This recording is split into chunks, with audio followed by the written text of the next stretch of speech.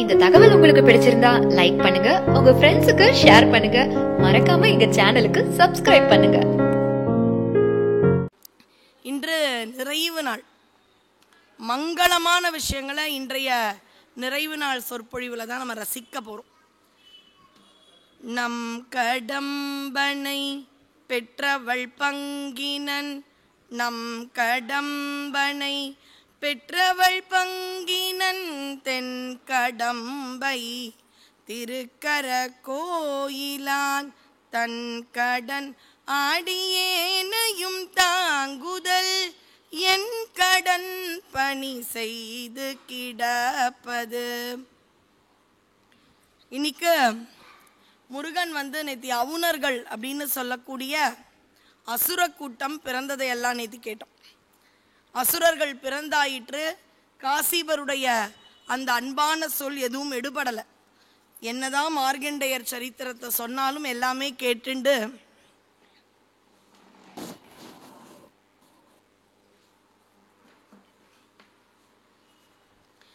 மார்கண்டேயருடைய சரித்திரம் எல்லாம் கேட்டாலும் கேட்கணுமேன்னு கேட்டாங்க. ஏன்னா அவங்க அப்பா சொல்கிறார், இதெல்லாம் அறிவுரை கொடுக்குறார். கேட்டுட்டு, அப்பா நாங்கள்லாம் அம்மா கிட்ட போகிறோம், அம்மா அவங்கள பார்த்துட்டு வர சொன்னாங்கப்பா, அதனால தான்ப்பா கொஞ்சம் நேரம் இருந்தோம் அப்படின்னு சூரபதுமன், சிங்கமுகன், தாரகன், அந்த ஆட்டுத்தலையில் இருக்கும் பெண் அஜமுகி, இப்படி ஒவ்வொரு மிருகத்தின் வடிவாக ஒவ்வொரு அசுரர்கள், இப்படி பல லட்சம் அசுரர்கள் வந்தார்கள். இன்னைக்கு பார்த்தீங்கன்னா அன்னிலிருந்து இன்னி வரைக்கும் இந்த அசுரர்கள், தீவிரவாதிகள் இவங்கெல்லாம் பார்த்தீங்கன்னா அவங்க கூட்டத்தை நிறைய ஆக்கணும்னு முயற்சி பண்ணிகிட்டே இருப்பாங்க. அதில் கொஞ்சம் ஆசை நமக்கு இருந்தால் கூட தமிழர்களையும் பக்திக்கு மிக்க நம்முடைய அடுத்த தலைமுறை இளைஞர்களையும் உருவாக்கிடலாம். அந்த சுரசைன்ற அசுர பெண்ணுக்குள்ளே எவ்வளவு தீவிரம் பாருங்க. நான் என்னுடைய அசுர குலத்தை நிறைய பேர் ஆக்குவேன், அதே மாதிரி ஆக்கினான். வந்த உடனே அவளுக்கு அவ்வளோ சந்தோஷம். தன்னுடைய குழந்தைகளுக்கெல்லாம் தன் மாயா வித்தைகளை எல்லாம் கற்றுக் கொடுக்கிறாள். கற்றுக் கொடுத்துட உடனே சூரபத்மன் வளர்ந்துட்டான். இது எப்போனா முருகனுக்கும் முன்னாடி, இது ஃப்ளாஷ்பேக் மாதிரி கந்தபுராணம். அவர் கொடுத்த எந்த ஒரு வழியில் கொடுத்துருக்கானா உற்பத்தி காண்டம். முதல்ல முருகர் வர்றது பார்வதி கல்யாணத்தில் தான் இனிதே துவங்குகின்றார் கச்சியப்பர். அடுத்தது அசுர காண்டம் போய்டுறார், அங்கே தான் அசுரர்கள்லாம் பிறக்கிறார்கள். அடுத்தது பார்த்திங்கன்னா மகேந்திர காண்டம்னு அந்த மகேந்திரபுரி அப்படின்னு ஒரு ரொம்ப அழகான விஷயம் இருக்கும் இல்லையா. எப்படி ராவணனுக்கு இலங்கையோ அதுபோல் இந்த சூரபத்மனுக்கு வீரமகேந்திரபுரம்னு ஒன்று உண்டு. அதுக்கப்புறம் தட்ச காண்டம் வருது. தட்ச காண்டத்தில் தான் முருகன் தெரியாத மாதிரி கேட்குறாராம். அப்பா வியாழ குரு கிட்ட கேட்குறாராம். எல்லாருமே அப்பாவை ரொம்ப வணங்கும் அசுர தேவர்கள் தானே, ஆனால் எதனால் இப்படி தேவேந்திரன் கிட்ட சூரபத்மன் கிட்ட மாட்டிகிட்டு இருக்காங்க? ஏன்னா இதை நாம் கேட்டுருவோம். தேவர்கள் எப்போவுமே சிவபெருமானிடத்தில் இருக்கிறார்கள். ஆனால் எதுக்குப்பா அவங்கள போய் இந்த அளவு துன்பப்படுத்துகின்றான் சூரபத்மன்? அவர்களுக்கு ஏன் இந்த நிலைமை? இப்போ நானும் சுவாமி பக்தியாக இருக்கேன், இப்போ எனக்கும் நாளைக்கு இது மாதிரி ஏதாவது ஆகுமா? சுவாமி நம்மளை காப்பாற்ற மாட்டாரா? எனக்கும் இந்த கதியா அப்படின்னு எனக்கு இறைவன் மீது கொஞ்சம் நம்பிக்கை குறைந்து விடக்கூடாது. அதனால் முருகனுக்கு எதுவுமே தெரியாத மாதிரி பாடி வீடு படை வீடுன்னுவாங்க. அதுதான் அந்த படை வீட்டுக்கு இன்னொன்று ஒன்று. திருப்பரங்குன்றம் முதலான அறுபடை வீட்டை நக்கீரர் பாடியிருக்கிறதுக்கு பேர் ஆற்றுப்படுத்துதல். முருகன் அப்படின்ற வள்ளல் இருக்காரு. நான் போனேன், நிறைய கிடச்சிது. நீங்களும் போகிறீங்களா? இப்போ நான் கூட ஆற்றுப்படுத்தலாம். முருகனை வேண்டுவேன், வேண்டிட்ட உடனே உங்ககிட்ட சொல்லுவாங்க போங்களேன், ரொம்ப பிரச்சனையோடு வந்தேன். இப்போ நம்ம பண்ணுறோமே அந்த வள்ளல் தன்மையை.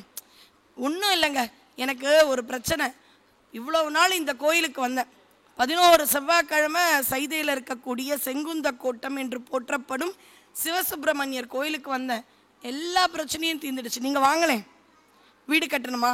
சிறுவாபுரி போங்களேன் ஒரு 11 வாரம். குரு தோஷமா? திருச்செந்தூர் போங்க. செவ்வாயில் பிரச்சனையா? அங்காரக தோஷம், செவ்வாய் தோஷமா? வைத்தீஸ்வரர் போங்க, பழனி போங்க. இப்படி நமக்கு தெரிந்த விஷயத்தெல்லாம் நம்ம உபகாரமாக சொல்கிறோம் இல்லையா. அதுபோல் முருகனுக்கு ஒரு சந்தேகம் அப்பாவை இவ்வளவு வணங்குகிறார்களே, இவங்களுக்கே இந்த கதினா இப்போ நாளைக்கு எல்லாரும் நம்மளை பார்த்து கேட்க மாட்டாங்களா? இல்லை முருகா, வியாழன் சொல்கிறார். எங்கே இது நடக்குது? திருச்செந்தூரில். ஆங்கிலத்தில் புரிகிற மாதிரி சொல்லணும்னா டென்ட் போட்டுன்னு இருக்காங்க, கேம்ப், மிலிட்டரி கேம்ப் அப்படின்னு சொல்கிற மாதிரி ஒரு கேம்பில் ரொம்ப ஆசுவாசமாக முருகன் கேட்குறார். படை வீடு அமைத்தார். இவருடைய படை வீடுன்றது ஆற்றுப்படுத்தினதுனால ஆற்றுப்படை வீடுகள், அதுதான் அறுபடை வீடுன்னு காலத்தால் மறுவிடுத்து இது நக்கீரர் சென்று வந்த பயணம். நெற்றிக்கண் திறப்பினும் குற்றம் குற்றமேன்னா சொன்ன வரைக்கும் உங்களுக்கு தெரியும், காட்சியாகவே தெரியும், மறக்க முடியாது இல்லையா? அதுக்கப்புறம் உடல் முழுக்க வியாதி, திருப்பரங்குன்றம் வந்த நக்கீரருக்கு அந்த சரித்திரம் சொன்னால் ஒரு 5-10 நிமிஷம் ஆகிடும். ஆனால் நமக்கு கந்த புராணத்துக்கு நேரம் கருதி அதை ஒரே வரியில் சொல்லிடுறேன். அந்த இடத்தில் பூதம் ஒன்று 1000 பேரை குகையில் போடும். 1000 பேர் சேர்ந்த உடனே சாப்பிட்ரும். 999 பேர் திருப்பரங்குன்றம் மலை குகையில் இருக்கிறார்கள். ஒருத்தருக்காக வெயிட்டிங். அந்த பூதத்துக்கு பாருங்க, அசுரர்களுக்கு பாருங்க என்ன வைராகியம். நானாக இருந்தால், அந்த பூதமாக இருந்தால், ரொம்ப பசியாக இருந்தால் 999 ஒன்று தானே குறைஞ்சிருக்குன்னு சாப்பிட்ருவேன். ஆனால் அந்த பூதம் 1000 வந்தால் தான் சாப்பிடுவேன். அப்படியே யாருன்னு இருக்கு. அப்போ யார் அந்த பக்கம் போனாலும் பிடிச்சிக்குமானா பயப்பட வேணாம், நியாயமான பூதம். சிவ பூஜையில் யாரெல்லாம் கவனம் சிதறுகிறார்களோ அவர்களை மட்டும்தான் எடுக்கும், நல்ல பூதம். அப்போ ஒவ்வொருத்தரையும் அந்த பூஜை வேளைகளில் அப்படியே திசை திருப்புமா. யார் திசை திரும்புகிறார்களோ அவர்களை தூக்கி கொண்டு போயிடும். திசை திரும்பாமல் இறைவன் தான் அனைத்தும் என்று கண்ணை மூடி சிவச்சிந்தனையில் இருந்தால் அவ்வளோதான், இந்த ஆள் நமக்கு இல்லைன்னு போயிடும். நக்கீரர் வருகின்றார், உடல் முழுக்க வியாதி. இறைவனிடம் ஆணவமாக பேசினார். அப்போ ஒரு சந்தேகம் இருக்கே, இறைவன் கிட்ட தப்புன்ற ஒரு விஷயத்த சொல்லக்கூடாதா? உரிமை இல்லையா? நெற்றிக்கண் திறப்பினும் குற்றம் குற்றமேன்னு சொன்னதுக்காகவா இறைவன் தண்டிச்சிருப்பார் அப்படின்னு பார்த்தா கிடையாதான். அகந்தையினால் மன்னன் யாருக்கு போட்டி வைத்தான்? தன்னுடைய ராணியின் கூந்தலில் மனத்தை பார்த்து, எப்பொழுதும் பெண்களுக்கு இயற்கையிலே மனமா இல்லையான்னு இருக்கும் பொழுது இயற்கையில் மனம்னு எழுதி கொடுத்துட்டார். யாரு? சுவாமி கொடுக்க தருமி வந்துட்டார். அப்போ நக்கீரர் அது எப்படி இயற்கையாக இருக்க முடியும்னு கேட்குறார். அதனாலலாம் சுவாமி அவருக்கு வியாதி கொடுக்கல. கொஞ்சம் ஒருத்தருக்குமே வார்த்தையில் ஒரு லிமிட்டுன்னு இருக்கும், வரம்புன்னு இருக்கும். எந்த பொதுவான இடத்துல இருந்தாலும் அந்த வரம்பு மீறக்கூடாது. உங்கள் உமாதேவிக்கும் இப்படியா அப்படிலாம் கேட்கறது அநாகரிகம். அந்த வரம்பை மீறியதால் ஆணவம் வந்தது. தமிழ் அல்லது குறையை சொன்னதால் இறைவன் தண்டிக்கவில்லை. அதில் இருக்கக்கூடிய உட்கருத்து வரம்பு மீறியதால், அதுவும் ஆணவத்தால் வரம்பு மீறியதால் உடல். உடனே நேராக அவர் எங்கே வராரு? முருகன் கிட்ட வரார். திருப்பரங்குன்றத்தில். திருப்பரங்குன்றம்னா முருகன்னு சொல்கிறோம், ஆனால் அந்த இடத்துல பார்த்தீங்கன்னா அற்புதமான சிவாலயம் ஒன்று இருந்தது. இப்போ இருக்கக்கூடிய திருப்பரங்குன்றம் ரொம்ப ரொம்ப அற்புதம் தான். ஆனால் முன்னொரு காலத்தில் இருந்த ஆற்றுப்படுத்தின திருப்பரங்குன்றம் இப்போ கிடையாது. காலத்தால் படையெடுக்கப்படும் பொழுது அழிந்து விட்டது, பாழடைந்து விட்டது. அப்போ சிவபூஜையில் இருக்கின்றார். ஏதோ சலசலப்பு. என்னன்னு பார்க்குறார், மரத்துலேருந்து ஒரு இலை விழுந்து அதையே பார்க்குறார். அந்த மலையில் அந்த மரத்திலிருந்து விழுந்த இலை நிலத்தில் படும்பொழுது பாதி இலை நீரிலும் அந்த குளத்துலையும் பாதி இலை நிலத்துலையும் விழுந்துடுச்சு. நீரில் விழுந்தது அப்படியே ஒரு மீனாக போகுது, நிலத்தில் விழுந்தது பறவையாக போகுது. இது ஒரு அதிசய காட்சி இல்லையா? அவ்வளோதான், சிவ சிந்தனை போச்சு, பூதம் எடுத்துக்கிச்சு. இவரை பார்த்த உடனே எல்லாரும் அழுறாங்க. ஏன்பா இவ்வளோ நாள் நல்லா தானே இருந்தீங்க, என்னப்பா நீ தான் 1000 வர வரைக்கும் எங்களுக்கு எப்படியாவது ஒரு நம்பிக்கை இருந்தது, நீ 1000 வந்துட்ட, உன்னால் எங்கள் எல்லாருக்குமே இப்படி.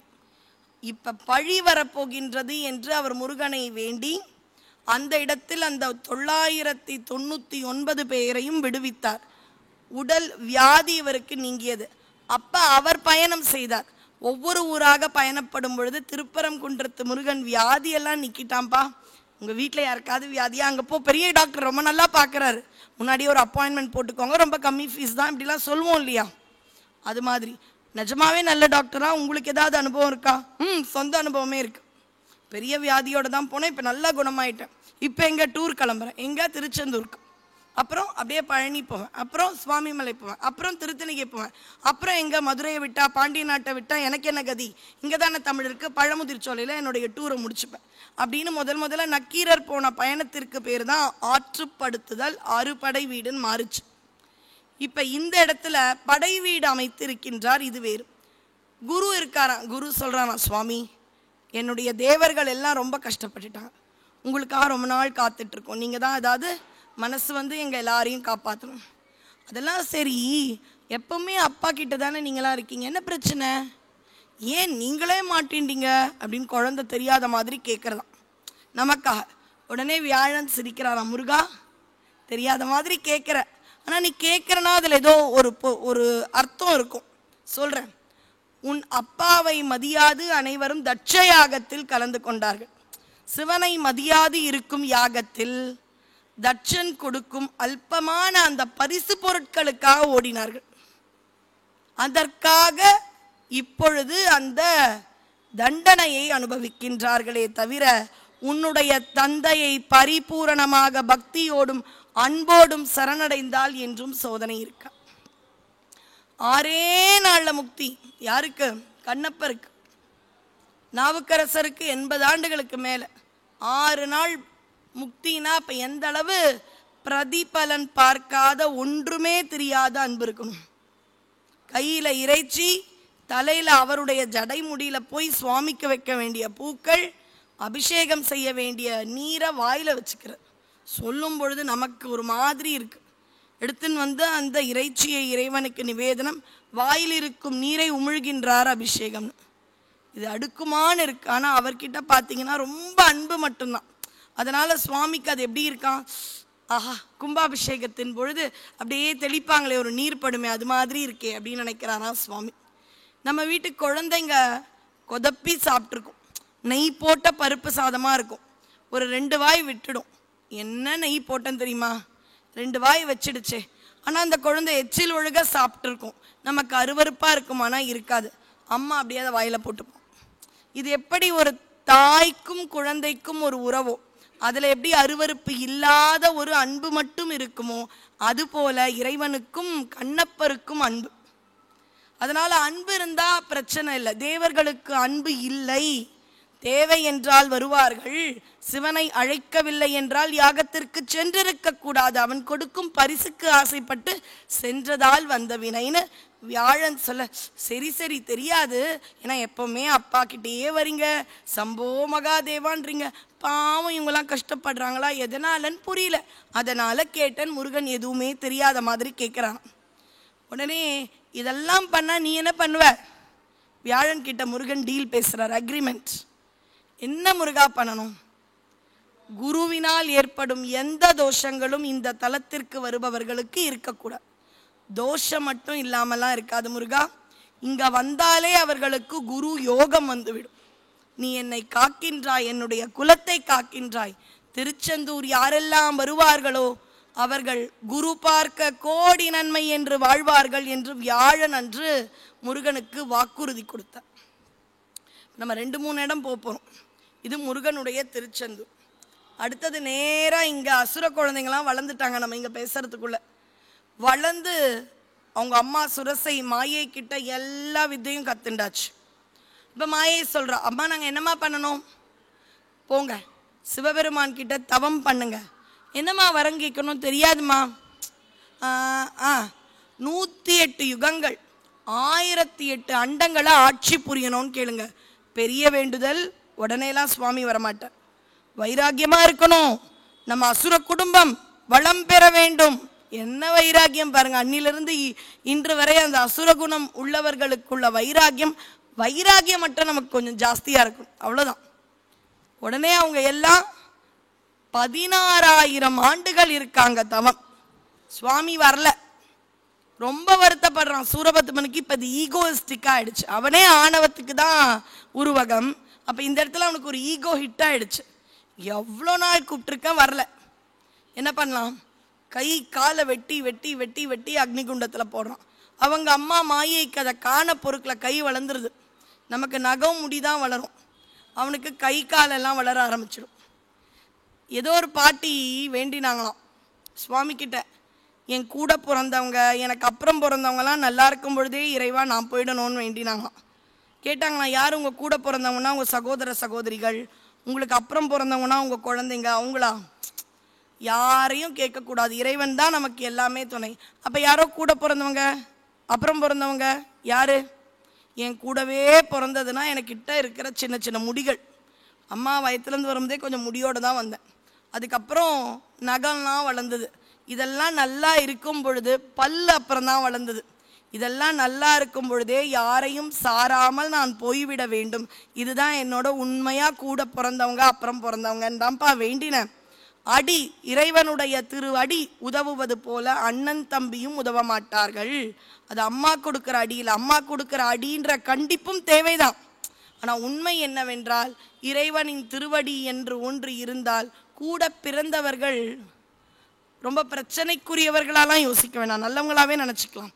ஒரு உடல் உபாதை கூட பிறந்தவர்கள் எல்லாம் சொல்கிறாங்க, அண்ணாக்கு என்ன செலவானாலும் நாங்கள் பண்ணுறோம். அதுவரை தான் சொல்ல முடியும். உடல் நிலையை மாற்ற முடியுமானா முடியாது. ஆனால் இந்த திருவடியை பிடிச்சா என்ன வேணாலும் மாற்றலாம். இதை வைணவர்கள் ரொம்ப அழகாக சொல்லுவாங்க. சிறிய திருவடி என்று போற்றப்படும் அனுமனும் பெரிய திருவடி என்று போற்றப்படும் கருடாழ்வாரும் துணை இருந்தால் எந்த ஒரு பிரச்சனையும் இருக்காது. அடி உதவுவது போல அண்ணன் தம்பி உதவ மாட்டார்கள். இது வைணவத்தினுடைய நம்பிக்கை. இப்போ இந்த இடத்துக்கு வந்துடலாம். சூரபத்மனுக்கு ரொம்ப அவமானம் ஆயிடுச்சு. சே, எனக்கு இன்னும் கூட வரல சுவாமி, கை காலெல்லாம் வெட்டி போடுறேன், சிங்கமுகா தாரகா, நான் இனிமேல் வாழவே மாட்டேன், நான் குதிச்சிட போகிறேன் அப்படின்னு ஒரு உச்சி கம்பத்து மேலே ஏறினானோ. சுவாமி சிவபெருமானே, எவ்வளவு காலம் உங்களுக்காக உண்மையாக நான் தவம் இருந்தேன், என்னுடைய வேண்டுதலை ஏற்றுண்டு நீங்கள் வரல, இதோ என்னையே உங்களுக்கு ஆகுதியாக கொடுக்குறேன் அப்படின்னு குதிச்சான். அந்த இடத்தில் ஒரே நிமிஷத்தில் சாம்பலாக போனான். அதாவது இந்த கந்தபுராணத்தில் மட்டும் சாம்பலாய் போனவர்கள் உயிர்ப்பித்த சரித்திரம்னே பேசலாம். காமன் அங்கே சாம்பலாக போனான். பங்குனி உத்திரம் பார்வதி திருமணத்தன்று உயிரோடு வந்தான். சூரபத்மன் சாம்பலாக போனான். இறைவன் மறுபிறவி கொடுத்தான். மயிலையில் பூம்பாவை சாம்பலாக போனால் அந்த இறைவனுக்கு உயிர் கொடுக்கும் தன்மை என்பது அது இயற்கை. ஆனால் இறை பக்தன் சம்பந்தனும் தமிழால் இறை பக்தியால் உயிர் கொடுத்தான் என்றால் இறை தன்மை என்பது நாளுக்கு நாள் நமக்கு வந்துவிடும். அவனிடம் அர்ப்பணித்து வழிபாடு செய்தோம் என்றால் இப்போ விழுந்து சாம்பலாகி போனான். உடனே இப்போ சிங்கமுகன், நம்மெல்லாம் விழுந்துடக்கூடாது, அம்மா நமக்காக காத்து அழுதுண்டே பேசுகிறான், அம்மா நமக்காக காத்துட்டு இருப்பா, அண்ணா போயிட்டார், வா நம்மலாம் சுவாமி கிட்ட வேண்டலாம் அப்படின்னு ரொம்ப நாள் வேண்டான், வரல. சிங்கமுகன், இப்போ நான் விழ போகிறேன், தாரகன் நீ பார்த்துக்கோ அப்படின்னு சொல்லிட்டு அவன் விழ ரெடி ஆகும் பொழுது ஒரு அந்தன கோலத்தில் சிவபெருமான் வரார். ஏன் விழற? அண்ணா ஏற்கனவே போயாச்சு, அங்கே அம்மா எங்கள் மீது நம்பிக்கை வைத்து காத்து கொண்டிருக்கின்றார். சிவபெருமான் வரல, அண்ணா அவருடைய உயிரை கொடுத்தது போதவில்லை போல, அதனால் நானும் மாய்த்து கொள்ள போகின்றேன், நான் போனாலும் என்னுடைய தம்பியர்கள் இருக்கிறார்கள், சரி வா, உன்னுடைய உயிரெல்லாம் போக வேண்டாம், உனக்கே அரசாட்சி கொடுக்குறோம். இதை மாதிரி நீங்கள் சொல்கிறதுக்கு யார்? நான் தான் சிவபெருமான்னு வந்தார். பா உங்களுக்கு தான் இருந்தேன், வா வா வா வா சிங்கமுகனே, இனி நீதான் அசுரர்களுக்கு அரசன். என்ன சொல்லியிருக்கணும்? நன்றி இறைவா, உங்கள் கருணை இறைவான்னு சொல்லியிருக்கணும். காலை பிடிச்சி அழறான், எங்கள் அண்ணா உயிரை கொடுத்துருங்க, அவன்தான் தலைவன். வேண்டாம், அவன் போயிட்டான், விட்டுடு, சாம்பலாயாச்சு, நீர். பார்த்தியா, சில சமயம் அவங்களுக்கு போகிற ஆட்சி உனக்கு வந்தால் அதெல்லாம் நம்ம பார்த்துருப்போம், அதை நீ எடுத்துக்கோ. கடைசி வரை ஒருத்தருக்கு வரா மாதிரி இருந்த ஆட்சி கடைசி சமயத்தில் இறைவன் திசை திருப்பிட்டா இன்னொருத்தருக்கு போயிடும். எல்லா விஷயமும் இறைவன் கிட்ட தானே இருக்கான், நீ எடுத்துக்கோ. இப்படிலாம் சிவபெருமான் மார்க்கெட்டிங் பண்ணி பார்க்குறார். அதுதான் அவர்கள்கிட்ட இருக்கக்கூடிய நல்ல விஷயங்கள். அசுரர்கள் கிட்டையும் நல்ல விஷயம்.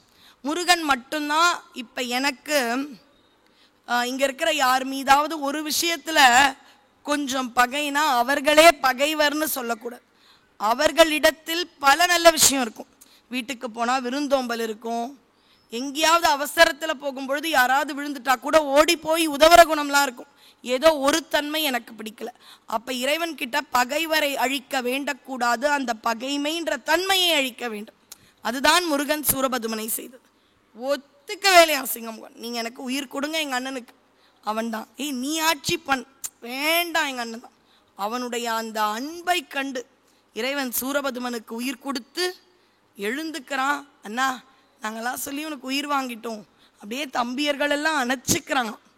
எந்த அளவு ராமாயணத்தில் ராமனுடைய சகோதரர்களுக்கு ஒற்றுமை உண்டோ அதுபோல கந்தபுராணத்தில் அசுர அண்ணன் தம்பியர்களுக்கும் ஒற்றுமை உண்டு. ஏன்னா இதில் வரப்போகிற ஒரு இடத்துல சிங்கமுகன் உணர்ந்து சொல்கின்றான், அண்ணா நம்ம மோதுவது கந்தவேல் என்ற தெய்வீக சக்தி வேண்டாம். அப்போ சூரபத்மன் கொஞ்சம் ஆணவத்தில் சொல்கிறான், உனக்கு பயமாக இருக்கா, உயிர் வேணுமா, வேணா அங்கே போயிடு. அண்ணா நீ கொடுத்த உணவை சாப்பிட்டு வந்த உடம்பு, இந்த உடம்பும் உயிரும் உனக்கே. ஆனால் நல்லவற்றை உனக்கு பிடிக்கவில்லை என்றாலும் சொல்லுவதுதான் உண்மையான உறவு. நண்பர்களே ஆகட்டும், என்னுடைய தோழி ஒரு தவறான விஷயத்துக்கு போறா, நீ பண்ணுவது தவறுனா அவளுக்கு என்னை பிடிக்காம போகும் தெரியும், ஆனால் சொல்ல வேண்டியது கடமை. நீ பண்றது சரிதான்னு சொல்லக்கூடாது. சகோதரர்களாகட்டும், ரொம்ப நெருக்கமானவர்களாகட்டும், அவர்களுக்கு அந்த சமயத்தில் நாம் அந்நியமாகப்பட்டாலும் காலம் ஒரு நாள் அந்த சமயத்திலும் உண்மையாக சொன்னது நீன்ற உண்மையை அவர்களுக்கு உணர வைக்கும். அதுதான் சிங்கமுகன் செய்தான். ராமாயணத்தில் விபீஷணர் பண்றார். அவர் கட்சியே மாறிட்டார். ஆனால் இந்த இடத்துல யாரும் சூரபத்மனை விட்டு போகவில்லை. அங்கே கும்பகர்ணனும் வலியுறுத்துகின்றான். கடைசி வரை ராவணனோடு கும்பகர்ணன் உயிர் நீத்தான். இப்போ இங்கே வந்துடலாம். உடனே சுவாமிக்கு அவனுடைய பக்தி, சகோதரத்துவம் இதெல்லாம் பார்த்த உடனே, தந்தை தாயிருந்தால் உலகத்தில் உமக்கிந்த தாழ்வெல்லாம் வருமோ ஐயா, பெற்ற தந்தை தாயிருந்தால் உலகத்தில் உமக்கிந்த தாழ்வெல்லாம் வருமோ ஐயா. அப்பா அம்மா கிடையாது, அண்ணன் தம்பிங்கெல்லாம் கிடையாது. இப்படி குடும்பமாக பண்ணுறதை பார்த்த உடனே சிவபெருமானின்னு சிரிச்சுட்டே பார்க்குறேன். அழகாக இருக்கடா அந்த பாசம். எனக்கு கூட பிறந்தவன் யாரும் இல்லையே, அப்பா அம்மா இல்லையே.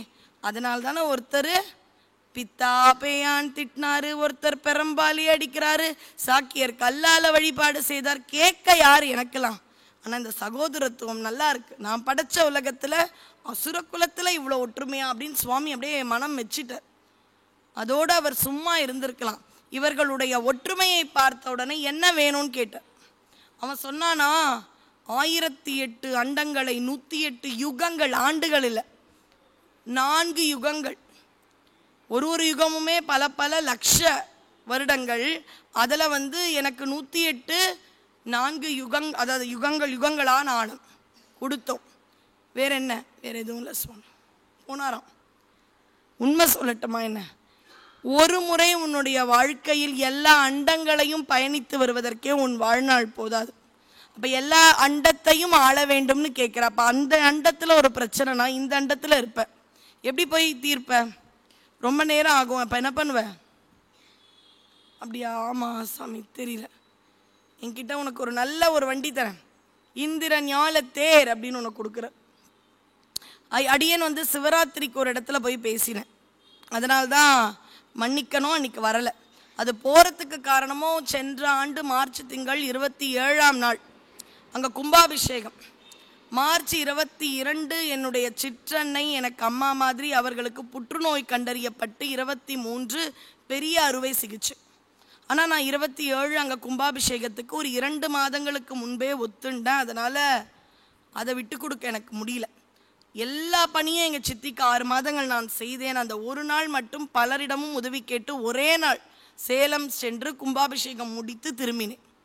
ரொம்ப வருத்தத்தோடு கும்பாபிஷேகம் பண்ணேன். நீங்கள் நம்ப மாட்டீங்க, அவங்க விடாமல் கையில், சத்தியம் இது, சண்முக கவச்சம் படிச்சுட்டே இருந்தான். கையில் இருந்து அந்த புத்தகத்தை வைக்கல. முதல் நாள் என்னுடைய சொற்பொழிவுக்கு ஜம்முன்னு உட்கார்ந்தாங்க, பரிபூரணமாக குணமாகி. அப்போ இந்த ஆண்டு அந்த திருக்கோயிலில் அதே ஒரு வருடம் கழித்து மார்ச் திங்கள் சிவராத்திரி அழைக்கும் பொழுது நன்றி சொல்ல கடமைப்பட்டிருக்கின்றேன் என்று அதை நிராகரிக்க முடியாமல் அடியேன் செல்ல நேரிட்டது. அதனால்தான் என்னால் சிவராத்திரி அன்று வர முடியவில்லை. அப்போ சுவாமி கிட்ட நம்ம நன்றியும் சொல்லணும். என்ன வேண்டும் என்பது அவனுக்கு தெரியும். இப்போ இந்த இடத்துல சூரபத்மனுக்கு இந்திரன் ஞாலத்தை எதுக்கு அந்த சேலத்தை சொன்னா, அங்கே பழமைக்கும் பழமையானவன்ற ஒரு வார்த்தை கொடுத்தாங்க. பழமைக்கு பழமையானவன், புதுமைக்கும் புதுமையானவன் இறைவன். எப்படி? இன்னைக்கும் நம்ம கிட்ட அதிநவீன காரெல்லாம் இருக்கு. 4 சீட்டரா, 7 சீட்டரா, 9 சீட்டராலாம் இருக்கு. சரி, 9 பேர் போகலாம். ஒரு 2 பேர் வந்துட்டீங்க, இன்னொரு 3 பேர் வந்திருக்கோம். இந்த 9 சீட்டரை 12 பேர் இருக்கையா மாற்றிக்க முடியுமானா சிரிச்சிரும். அது எப்படிங்க முடியும்? 9 பேர் இருந்தால் அட்ஜஸ்ட் பண்ணி 10 பேர் வேணால் போகலாம். அது எப்படி 13 பேர் சீட்டராக மாறும்? திடீர்னு ஒரு 15 சீட், அம்மா 12 முடியாதுன்ற 15, அதெல்லாம் அட்வான்ஸ்டாக ஆகலை.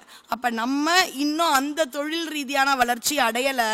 ஆனால் இறைவன் கொடுத்த இந்திர ஞானத்தேர் அது மாதிரி 10 ஆள் வராங்க, இடம் கொடுக்கும். திடீர்னு 100 பேர் வராங்கன்னா 100 பேருக்கு எக்ஸ்பேண்ட் ஆகிடுமா. இதே தன்மை புஷ்பக விமானத்துக்கும் உண்டு. யார்கிட்ட? ராவணன் கிட்ட. அதனால தான் ராவணவதம் முடிந்து அயோத்தி திரும்பகையில் ராமன் விபீஷணர் அவரோட இருக்கக்கூடிய ராமத்தொண்டர்களை ஏற்றின்றார். வானரங்கள்லாம் அப்படியே இப்படி உட்காந்து, குரங்குங்க தானே இப்படியே பார்த்துச்சான். என்ன பார்க்குறீங்க? உங்கள் ஊர் ரொம்ப நல்லா இருக்கும், நாங்கள் வரீங்களா? நீங்கள் தானே எனக்கு போரிட்டு உடம்பு முழுக்க ரத்தத்தெல்லாம் வாங்கி பண்ணீங்க. ராமர் இரவு நேரங்களில் அழுவாராம். ஒரு குரங்கும் அவ்வளவு அடிபட்டு அப்படியே முடியாமல் படுத்துன்னு இருக்குமா, மருந்து போட்டு. எனக்காக தானே இந்த வானர வீரர்கள் இவ்வளோ கஷ்டப்படுறாங்க அப்படின்னு அழுவாராம். எனக்கு பகை ராவணனோட, என்னுடைய சீதை அங்கே இருக்கா, என்ன ஒரு விஷயத்துக்காக இவர்கள் எனக்காக இருக்கிறார் தெரியலையே, இவர்களுக்கெல்லாம் என்ன கைமாறு செய்ய போறேன்னு தெரியலையேன்னு ராமர் அழுவாராம்.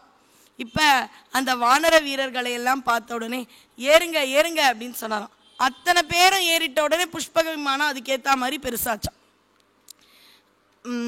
ராமபிராணி அப்படின்னு ஏதோ தயக்கம். என்ன என்ன என்ன என்ன தயக்கம்? ஒன்றும் இல்லை, ரொம்ப நாளாக மனைவியெல்லாம் பிரிஞ்சிருக்கோம். போகிற வழியில் கிஷ்கிந்தைக்கு போனீங்கன்னா அங்கே எங்களுடைய குழந்தை குட்டி மனைவியெல்லாம் நாங்கள் பிக்கப் பண்ணிப்போம். நாங்களும் எந்த ஊருக்கும் போனதில்லை. அயோத்தியில் உங்களுடைய பட்டாபிஷேகத்துக்கு அவங்கள கண்டிப்பாக நீங்கள் விருந்தாளின்னா உங்கள் குடும்பம் தானே விருந்தாளி. போகிறாங்க கிஷ்கிந்தையில் அவங்க மனைவி மக்கள் எல்லாரும் அழகாக அலங்காரம் பண்ணிட்டு ஏறாங்க. அப்போ அந்த விமானம் இன்னும் பெருசாச்சு. இதே அந்த விஷயம் இன்னும் நமக்கு வரல, இதெல்லாம் அப்பவே இருந்து. ஆனால் புஷ்பக விமானமும் இந்திர ஞாலத்தேரும் ஒரே ஒரு ஃபீச்சரில் மாறுபடும். கார்காரங்களாம் சொல்லுவாங்க, இதை விட இந்த ஃபீச்சர் எங்ககிட்ட இருக்குன்னு. இதுவரை ரெண்டும் ஒன்று தான். ஆனால் ஒரு ஃபீச்சர் உண்டு. அது என்னன்னா 2 ஃபீச்சர்னே சொல்லலாம். சூரபதுமன் எந்த அண்டம் போகணும்னு நினைக்கிறானோ அங்கே போயிடுமா. சூரபதுமன் ஏதாவது சொல்லணும்னா அவனுடைய குரலுக்கு மட்டும்தான் கட்டுப்படும். இன்னைக்கு நம்ம கிட்ட விஞ்ஞானத்தில் வாய்ஸ் ரெகக்னிஷன் இருக்கு. மொபைல்லலாம் தம்ப் இம்ப்ரெஷன் இருக்கு, ஃபேஸ் இம்ப்ரெஷன் இருக்கு. ஓப்பன் இட் அப்படின்னு நான் சொன்னால் என் வாய்ஸ் எடுத்துக்கும். ஸோ இது இப்போ நமக்கு இருக்கு. குரலை கேட்டு புரிந்து கொண்டு ஒரு விஷயத்தை துவங்குவது, இது இந்திர ஞாலத்தேருக்கு உண்டு. அப்போ இது உண்மை என்றால் அதுவும் தானங்க உண்மையாக இருக்கணும். நமக்கு வரும்பொழுது மட்டும் அது விஞ்ஞானம்ன்றீங்க, அதுக்கு மூட நம்பிக்கைன்றீங்க. எனக்கு புரியல. இது இன்னைக்கு சாத்தியம், இன்னைக்கும் அந்த அளவே சாத்தியமால. அதுலேயே அறக்குறையாக தான் நம்ம வந்திருக்கோம். விஞ்ஞானம் இன்னும் ஒரு 60 ஆண்டுகளுக்கு வேணும். அதுக்கப்புறம் வேணால் அந்த எக்ஸ்பேண்ட் ஆகிற கார்லாம் வரலாம். அப்போ குரலை கேட்ட உடனே ஒரு செயலி அங்கே உருவாகின்றது என்றால் இந்த வாய்ஸ் ரெகக்னிஷன் இன்று உண்மை என்றால் அன்று ஏன் உண்மையாக இருக்காது? இன்னைக்கு ஃப்ளைட் உண்மைனா ஏன் புஷ்பக விமானம் உண்மையாக இருக்காது? இருக்கும். நம்மை விட ரொம்பவே வளர்ந்த அளவு நவீன யுக்திகளை கொண்டவர்களாக இருப்பார்கள். சிவபெருமான் சொன்னார், இந்த இந்திர ஞாலத்தை 2 பேருக்கு தான் குரலுக்கு கட்டுப்படும். ஒன்று என் குரல், உன் குரல். நடுவில் வரும்பொழுது உன்னுடைய பிள்ளை Meganathan can you drop me there அப்படிலாம் கேட்டால் போகாது, உனக்கு எனக்கு மட்டும் இந்தா அப்படின்னு சுவாமிக்கு அவனுடைய பக்தியை பார்த்து கொடுத்துட்டார். அவனுக்கு ஒரே ஆசை, சுவாமிக்கே இவ்வளோ யோசிச்சார்ல, கேட்டோம் ஆட்சி புரியணும், ஆனால் அந்த இடத்துக்கு நீ எப்படி போவ? கேட்ட ஆட்சி பண்ணுற, நல்லா பண்ணிந்தா இந்திர ஞாலத்தேரை வச்சுக்கோ அப்படின்னு சுவாமி ஒன்று வாங்கினா ஒன்று ஃப்ரீன்னு ஆஃபரை முதல்ல கொடுத்ததே சுவாமி தான். இது வாங்கினா இது இலவசம், இது வாங்கினா இது இலவசம்னு ஆடி மாதம் இல்லை, முதலில் அந்த ஆடிய பாதன் கொடுத்த ஆஃபர் தான் இந்த மாதிரி இலவசங்கள்லாம். அது இலவசம் இன்னும் தொடருது.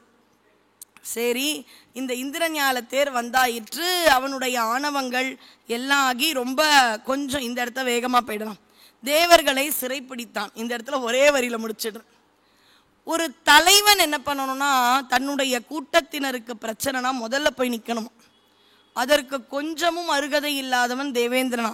எல்லாரையும் பிடிக்கிறாங்க, உன் புள்ள ஜெயந்தன் கூட மாத்தின்டான் அப்படின்ட்ட உடனே மனைவி இந்திராணியோட ஓடி போறானா, ஒளிஞ்சு கிடந்து உப்பரிகை பால்கனி கிட்ட பொண்ணானா, வா வா வா வா நம்ம எங்கேயா ஒளிஞ்சுக்கலாம், எங்க குழந்தை, நாமும் போய் மாட்டின்டோம்னா இன்னும் பிரச்சனை, எதையாவது ஒன்று பண்ணலாம் அப்படின்னு 2 பேரும் குயில் மாதிரி பறந்து அவங்க நேராக சீர்காழி கிட்ட வந்துடுறாங்க. இப்போ இருக்கக்கூடிய சீர்காழி கடல் கோடி, அங்கே வந்துடுறாங்க. வந்து சிவபூஜை செய்கிறாங்க.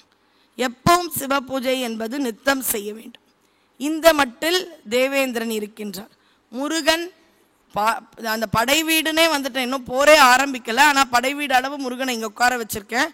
முருகனுடைய வள்ளியும் தெய்வ யானையும் அவனை வணங்கி தவம் செய்து ஒருத்தி அழகா இந்திரலோகத்தில் வளருகின்றாள். இன்னொருவள் அந்த சிவமுனிவர்னு ஒருத்தர், அது யாருன்னா திருமால். அவர் தவம் பண்றாராம் காட்டுல. அப்போ ஒரு அழகான மான் வருதான், அதுதான் லக்ஷ்மின்ற மான். அது வருதான், சிவயோக முனிவர் பார்க்கிறாராம். சிவமுனிவர் பார்த்த உடனே அந்த மானும் பார்க்குதான். 2 பேர் பார்த்த உடனே பிள்ளை. திருப்பியும் கண்ணாலேயே தான் பிறக்கிறாங்க. எல்லா இடத்துலையும் பார்த்தீங்கன்னா டாக்டர் மாப்பிள்ளைக்கு டாக்டர் பொண்ணுன்ற மாதிரி கண்ணால் பிறந்த முருகனுக்கு கண்ணால் பிறந்தவனவங்கள் தான். அப்படியே உடனே ஒரு குட்டி மான் வரும்னு பார்த்தா குழந்தை வந்துடுச்சு.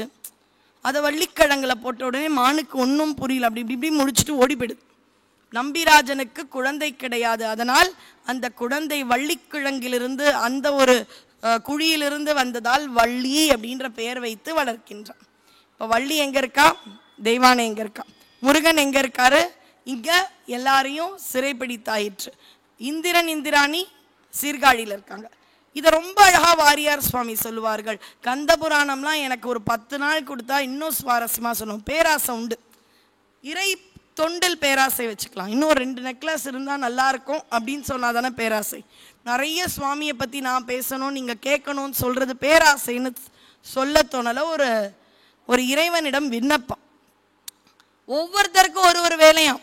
என்ன வேலை அப்படின்னு பார்த்தீங்கன்னா, அங்கே இருக்கக்கூடிய வருணன் மீன் பிடித்து கொடுக்கணுமா அசுர பெண்மணிகளுக்கு. அடுத்தது ரொம்ப நல்ல வேலை யாருன்னா சூரிய பகவான். தினமும் காலையில் அவர் 7 குதிரைகள் பூட்டிய தேரோடு எல்லா அசுரர்கள் வீட்லேயும் நிற்கணுமா. காலையில் ஸ்கூல் வேனுக்கு கலப்பும் பொழுது நம்ம குழந்தைகளை குளிக்க வச்சு ட்ரெஸ் பண்ணி ஸ்கூல் வேனில் ஏற்றிடுற மாதிரி இந்த அசுர பெண்மணிகள் தங்களுடைய குழந்தைகளை சமாளிக்க முடியாதாம். நம்ம வீட்டு குழந்தைங்களே இப்படி ஆடுதேன்றதுனா அசுர குழந்தைகள் இன்னும் எப்படி இருக்கும். அதனால் அந்த பெண்மணிகளுக்கு சமாளிக்க முடியாதாம். அதனால் ட்ரெஸ் பண்ணிட்டு வாசலில் வாட்டர் பாட்டில் ஸ்நாக்ஸ் பாக்ஸ்லாம் வச்சுட்டு இருப்பாங்க. நானே கற்பனையாக நினைக்கிறேன். வாசலில் நிற்பாங்களாம்.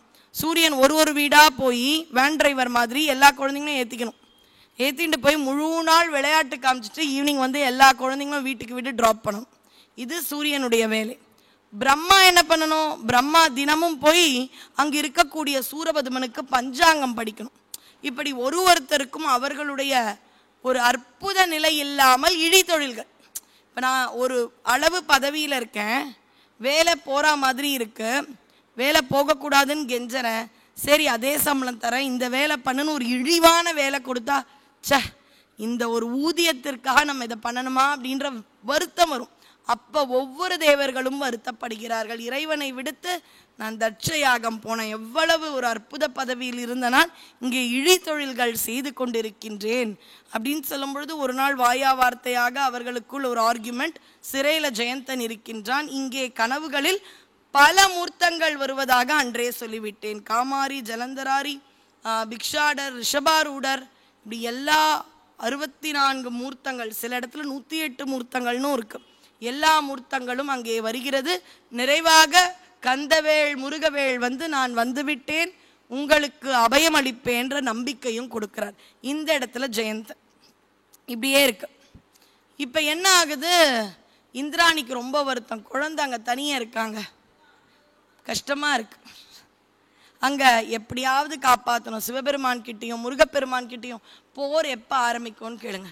சரி எனக்கு ஒன்றும் இல்லை, நான் போய் பார்த்துட்டு வருவேன், அதுவரை நீ எப்படி தனியாக இருப்பேன் தான் யோசிக்கிறேன். என்ன பண்ணுறது, இருக்கேன், நம்ம குழந்தைய விட்டுட்டு நான் எவ்வளோ நாள் இருக்க முடியும். திரைப்படத்தோட முதல் பாடல் இப்படி தான் ஆரம்பிக்கும், வெள்ளிமலை மன்னவா, அந்த இடம். அங்கே இந்திராணி தனியாக இருக்க போகிறா. அப்போ முதல்ல இப்போ நான் இந்த கந்த புராணம் விநாயகர் பிறப்பை சொல்கிறது. பொதுவாக அம்பிகையின் உடலில் இருந்த ஒரு தேவையற்ற அழுக்குகளிலிருந்து குளிக்கும் பொழுது பாதுகாப்பதற்காக விநாயகரை உருவாக்கினார் என்பது ஒரு சரித்திரம் என்றால், கந்த புராணம் வேற மாதிரி சொல்லுது. இறைவனும் இறைவியும் கைப்பிடித்து சித்திர அறைக்கு சென்றார்களாம். அங்கே பெரிய அறையில் அழகு சித்திரமாக பிரணவம் இருந்ததாம். அதை பார்த்தார்களாம், அன்பாக பார்த்து கொண்டாலாம். பிரணவ வடிவமாக விநாயகர் வந்தார்னு இந்த இடத்துல கச்சியப்ப. இதெல்லாம் ஒரு வரியில் பதிவு செய்கிற அளவு தான் நமக்கு நேரம் இருக்குது. இப்போ ஐயனாருக்கு ஒரு 5 நிமிடங்கள் எடுப்பேன், ஏன்னா ரொம்ப முக்கியமான இடங்களுக்கு மட்டும்தான் நான் நேரம் கொடுக்குறேன். ஐயனார் உடனே சொல்கிறாராம், இந்திரன் கவலைப்படாத, நீ சிவபூஜை பண்ணு, என்ன பண்ணலான்னு பார்க்குறேன் அப்படின்னு இருக்கும் பொழுது சூரபதுமனுக்கு கொஞ்ச நாளாக ஒரு டவுட். இவனை மட்டும் விட்டுட்டு எந்த இடத்துக்கு போனான்னு தெரியல. எல்லாரையும் பிடிச்ச அந்த இந்திரனையும் இந்திராணியும் காணும். என்ன பண்ணலாம்? ஒரு ஐடியா வருது. இந்த ஹவுஸ் ஓனர்லாம் என்ன பண்ணுவாங்கன்னா வாட்டர் கனெக்ஷனை கட் பண்ணிவிடுவாங்க வாடகை கொடுக்கலன்னா. அதெல்லாம் முதல்ல கற்றுக் கொடுத்தது சூரபதுமன். டெய்லியும் சிவ பூஜை பண்ணுவான். விஷ்ணு மாதிரி கிடையாது, வாரத்துக்கு ஒரு தடவை திருமஞ்சனம்னு அலங்கார பிரியர் கிடையாது. சிவபெருமானுக்கு 6 கால அபிஷேகம் இருந்தாலும் சந்தோஷம். அதனால் வாட்டர் கனெக்ஷனை கட் பண்ணால் பூஜை பண்ணாமல் போயிடுவான். கட் பண்ண வாட்டர்ன்னு கட் பண்ணிட்டான். அப்போ நீர் இல்லை, ரொம்ப நெருக்கடியான நிலைமை. அப்போ வெளியே வந்தே ஆகணும்.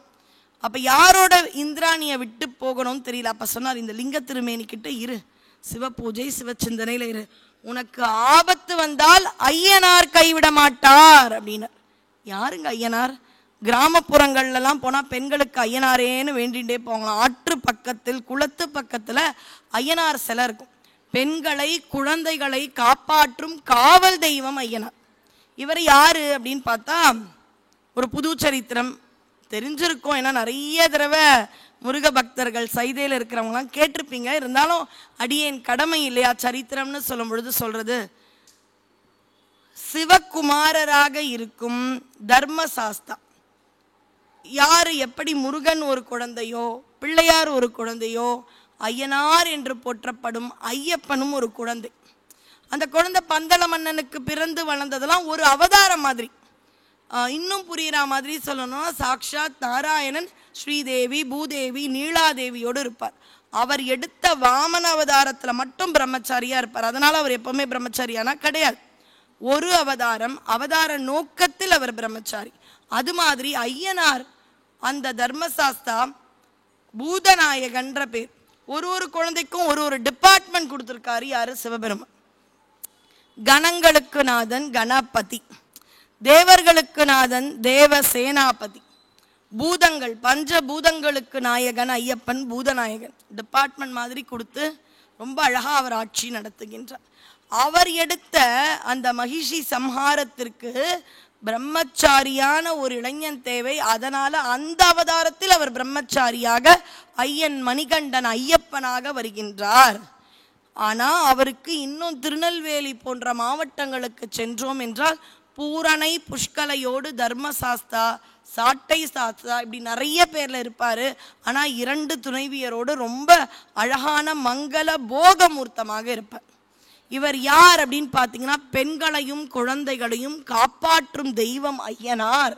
இன்னைக்கு கூட பெண்கள் குழந்தைகள்னு யாருக்காவது ஏதாவது பயம் பிரச்சனை ஒரு இடத்த கடக்க முடியலன்னா ஐயனாரேனா ஓடி வந்து அருள் புரிவார். நீ ஐயனாரை கூப்பிடு, சரி சிவ பூஜை செய்கிறா, ரொம்ப அழகா இருக்கா. சில ஒற்றுமைகள் ராமாயணத்திற்கும் கந்தபுராணத்திற்கும் உண்டு. சீதையின் அழகை கண்டாள், ராமனை மையில் கொண்டாள். சூர்பனகை ராமனை திருமணம் பண்ணிக்கிறியான்னு கேட்ட உடனே அவள் என் மனைவின்னு ராமர் சொல்லுவார். கொஞ்சம் நகைச்சுவையா என்ன பண்ணிடுவார்னா தவறானவர்களோடு நகைச்சுவை புரியக்கூடாதுன்றதுக்கு இது அவனை வேணா போய் கேளேன் அப்படின்னு கொஞ்சம் தூண்டி விட்டுடுவார். அங்கே லக்ஷ்மணனும் அழகு, ராமனும் பரதனும் கரிய நிறமா, லக்ஷ்மணரும் பரதனும் நல்ல அழகான பொன்னிறம். அவன் இன்னும் கலரா அழகா இருக்கான். அவன்கிட்ட வேணா கேளு, சொல்லலாமா? அவன் உங்க பின்னாடியே வரான். ஊர்மிளை என்ற மனைவியை விட்டு பிரிந்திருக்கின்றான். அவனிடம் போய் அந்த சூர்பனகை கேட்க அங்குதான் காதையும் மூக்கையும் மறுத்து. அது தெரியும். இப்போ இந்த இடத்துல வராங்க. வந்த உடனே யார் இந்த சிவபூஜை செய்கிறார்கள் அப்படின்லாம் சொன்ன உடனே இருப்பது இந்திராணின்னு தெரியுது. இந்திராணியின் அழகு ரொம்ப அழகா இருக்கு. இங்கே வருபவள் ஆட்டுத்தலையோடு பிறந்த அஜமுகி தன்னுடைய தோழி துன்முகியோடு வருகிறார். சோலை பக்கமாக வரும்போது யார் இந்த பொண்ணு ரொம்ப அழகா இருக்காளே, இவ்வளோ அழகான பொண்ணை என்னோட அண்ணாக்கு போய் நான் பரிசா கொடுக்க போறேன்னு கைப்பிடித்து இழுக்கும் பொழுது நான் இந்திராணி, இந்திரனின் நாயகி, என்னை கைப்பிடிப்பாயின்னு. நீயா? ரொம்ப நாளா அண்ணா உங்களை தான் தேடிட்டு இருந்தாங்க, உன்னை எடுத்துன்னு போனா தேடுறவர் வந்துடுவார், வா வா வான்னு சொல்லும்போது விடு விடுனும் போது விடலை. அப்போ ஐயனாரேன்னு கத்தும் பொழுது ஐயனார் கூட வரலையாம். அவருடைய அணுக்க தொண்டர் வீரமா காலர் வந்து உடனே அஜமுகி கையை விட்டுடுற. அதனால இன்னைக்கும் சீர்காழி அருகாமையில் இருக்கக்கூடிய இந்த ஒரு சரித்திரம் நடந்த இடத்திற்கு கைவிடாஞ்சேரின்னு பேர். கைவிடாமல் ஐயனார் இந்த இந்திராணியை காப்பாற்றினார். கைவிடாஞ்சேரி கை அப்படியே துண்டிக்கப்பட்ட நிலையில கோமா சொல்ல, இந்த இடத்தில் தான் சூரபதுமனுடைய கோபம் இன்னும் அதிகமாகின்றது. இங்கே மறுபடியும் இந்திரன் சென்று போரை ஆரம்பிக்க சொல்ல போர் துவங்கியது. இதெல்லாம் இதுக்கப்புறம் போர்க்காட்சிகள். அதே மாதிரி ஆணவம் இருக்கும். ஒரு தம்பிகளாக இழப்பான். தம்பிகள் சொன்ன எதையுமே கேட்கப் போவதில்லை. தம்பிகள் ஒவ்வொன்றையும் இழப்பான். மேகநாதனை இழப்பான். இதுக்கு முன்னாடி பார்த்தீங்கன்னா விஸ்வகர்மா என்ற தேவேந்திர சிற்பியை கூப்பிடுறோம். ஆட்சி கிடைத்த உடனே ஒரு சில விஷயங்களை அடியேன் சொல்லணும், அதுவும் அவசியம்னு தோணுது. ஆட்சி கிடைத்தது, சிவபெருமானிடம் இந்திரஞால தேர் கிடைத்தது இல்லையா? அப்போ ஆட்சி பொறுப்புக்கு வந்த உடனே இந்த பழைய பில்டிங்லாம் வேண்டாம், புதுசாக வேணும் அப்படின்னு சொல்லிட்டு தேவ சிற்பி விஸ்வகர்மாவை அழைத்தான். ரொம்ப அழகான பிரம்மாண்ட மாளிகை. அவனுடைய குடும்பத்திலிருந்து பதுமகோமலை என்ற பெண்ணையும் மணந்து கொள்கின்றான் சூரபதுமன். இப்படி சூரபதுமன் இருக்க அவங்க அம்மா எல்லாரும் ஆரவாரம் செய்கிறார்கள். ஆஹா, மறுபடியும் அசுராட்சி அசுராட்சின்னு. அந்த தருணத்திலையும் சொல்கிறாள் சுரசை என்ற மாயை, இங்க வா, சொல்லுங்கம்மா, நேரா போ, குரு சுக்கராச்சாரியர்கிட்ட போய் நீ ஆசீர்வாதம் வாங்கிக்கணும். சரிம்மா, அப்படியே போ, அப்பா கிட்டையும் போய் ஆசீர்வாதம் வாங்கி. சில விஷயங்கள் எல்லாம் அசுர குடும்பத்திலிருந்தும் கற்றுக்கொள்ளலாம். அதனால சூரபதுமன் சென்று முறையே அசுரகுரு சுக்கராச்சாரியாரிடம் ஆசீர்வாதம், தொடர்ந்து காசீப முனிவரிடம், அப்பா, எங்கள் தவப்பயனால் உங்களுடைய ஆசியாலும் சிவபெருமானை தரிசித்து ஆட்சி செய்கின்றேன். கண்ணா, தெரியாமல் உங்கள் அம்மாவோட உங்களெல்லாம் பெற்றுட்டேன், நீங்கள் யாருன்னே தெரியாது. அன்றைக்கி மார்கண்டேயர் சரித்திரம்லாம் சொன்னேன். இந்த ஆட்சி பொறுப்பை நல்ல விதமாக பண்ணணும் கண்ணா. முடிஞ்ச அளவு அவர் தனக்கு என்னெல்லாம் முடியுமோ சொல்கிறார். சரி சரின்னு கேட்டுட்டு வந்தாச்சு.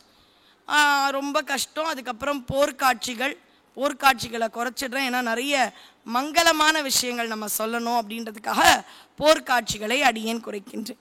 இந்த ஒரு கந்த புராணத்தில் தான் காவிரியானவள் அனைவருக்கும் கொடுக்க வேண்டும், காவிரி என்பது அகத்திய முனிவரின் கமண்டலத்திலிருந்து வந்திருக்கின்றது என்ற குறிப்பும் இருக்கு. ஏன் நீர் இல்லை என்ற உடனே இவனுக்கு நீர் வேணும், அப்ப எனக்கு நீர் வேணும்னு பிள்ளையாரிடம் வேண்ட, பிள்ளையாருடனே கமண்டலத்தில் அகத்தியர் எடுத்து கொண்டு வரும் நீரை காக்கை உருவில் எடுத்து தட்டி விடுறார். ஏன் காக்கை வடிவம்? காக்கைக்குத்தான் கொஞ்சம் உணவு கொடுத்தாலும் அதனுடைய கூட்டத்தினரை கூப்பிட்டு பகிர்ந்து உண்ணும் பழக்கம் உண்டாம். அதனால நீர் என்பது ஒருத்தருக்கல்ல, பகிர்ந்து உண்ணப்படுவது என்ற உண்மையை உணர்த்துவதற்காக கமண்டலத்து நீர் வருகிறது. சந்தேகம் வரும் அடுத்த தலைமுறைக்கு, கமண்டலத்துக்குள்ள இருக்கிற நீர் அவ்வளோ பெரிய ஆறா போகுமாங்க? எங்கேருந்து எங்க போகுமா?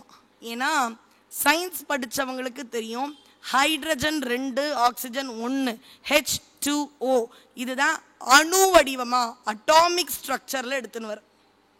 எல்லாமே விஞ்ஞானத்தோட ஒத்து போகும், அதை விட பெட்டராகவே இருக்கும் விஞ்ஞானம்.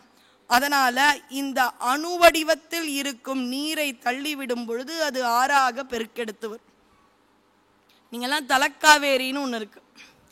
கூர்க்கு போனீங்கன்னா கர்நாடக மாநிலத்தில் மடிக்கேரின்னு ஒரு இடம், மடிக்கேரியில் தலக்காவேரின்னு இருக்குது. இதெல்லாம் ஞாபகம் வச்சுக்கோங்க, போகணும்னு ஆசைப்படுங்க, கண்டிப்பாக இறைவன் திருவுள்ளம் கொண்டு உங்களை அனுப்புவார்.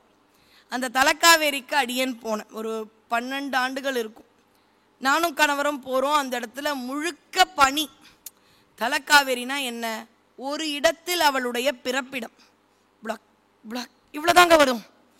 அவ்வளவு சிறிதாக உற்பத்தியாகும் காவிரித்தான் கர்நாடகம், தமிழகம், திருச்சி மாநகரம் முழுக்க அவளுடையது. தஞ்சை தரணி, சோழநாடு, சோறுடைத்து என்ற பெயருக்கு காரணமே காவிரி கொடுத்தது தானே. பொன்னி என்ற பெயரோடு பொன்மயமான தமிழகத்தை உருவாக்கியவள் காவிரி. பல பல ஊர்களை எல்லாம் தாண்டி சீர்காழிக்கு அடுத்து கடலோடு கலக்கின்றாள். அவளுடைய உற்பத்தி அங்கே, சங்கமம் இங்கே. அதுதான் கன்னடம் தாய் வீடு என்றிருந்தாலும் கன்னி இவள் புகுந்த வீடு தென்னகமாகும்ன்ற ஒரு அற்புதமான வாலி அவர்களுடைய வரி கூட உண்டு.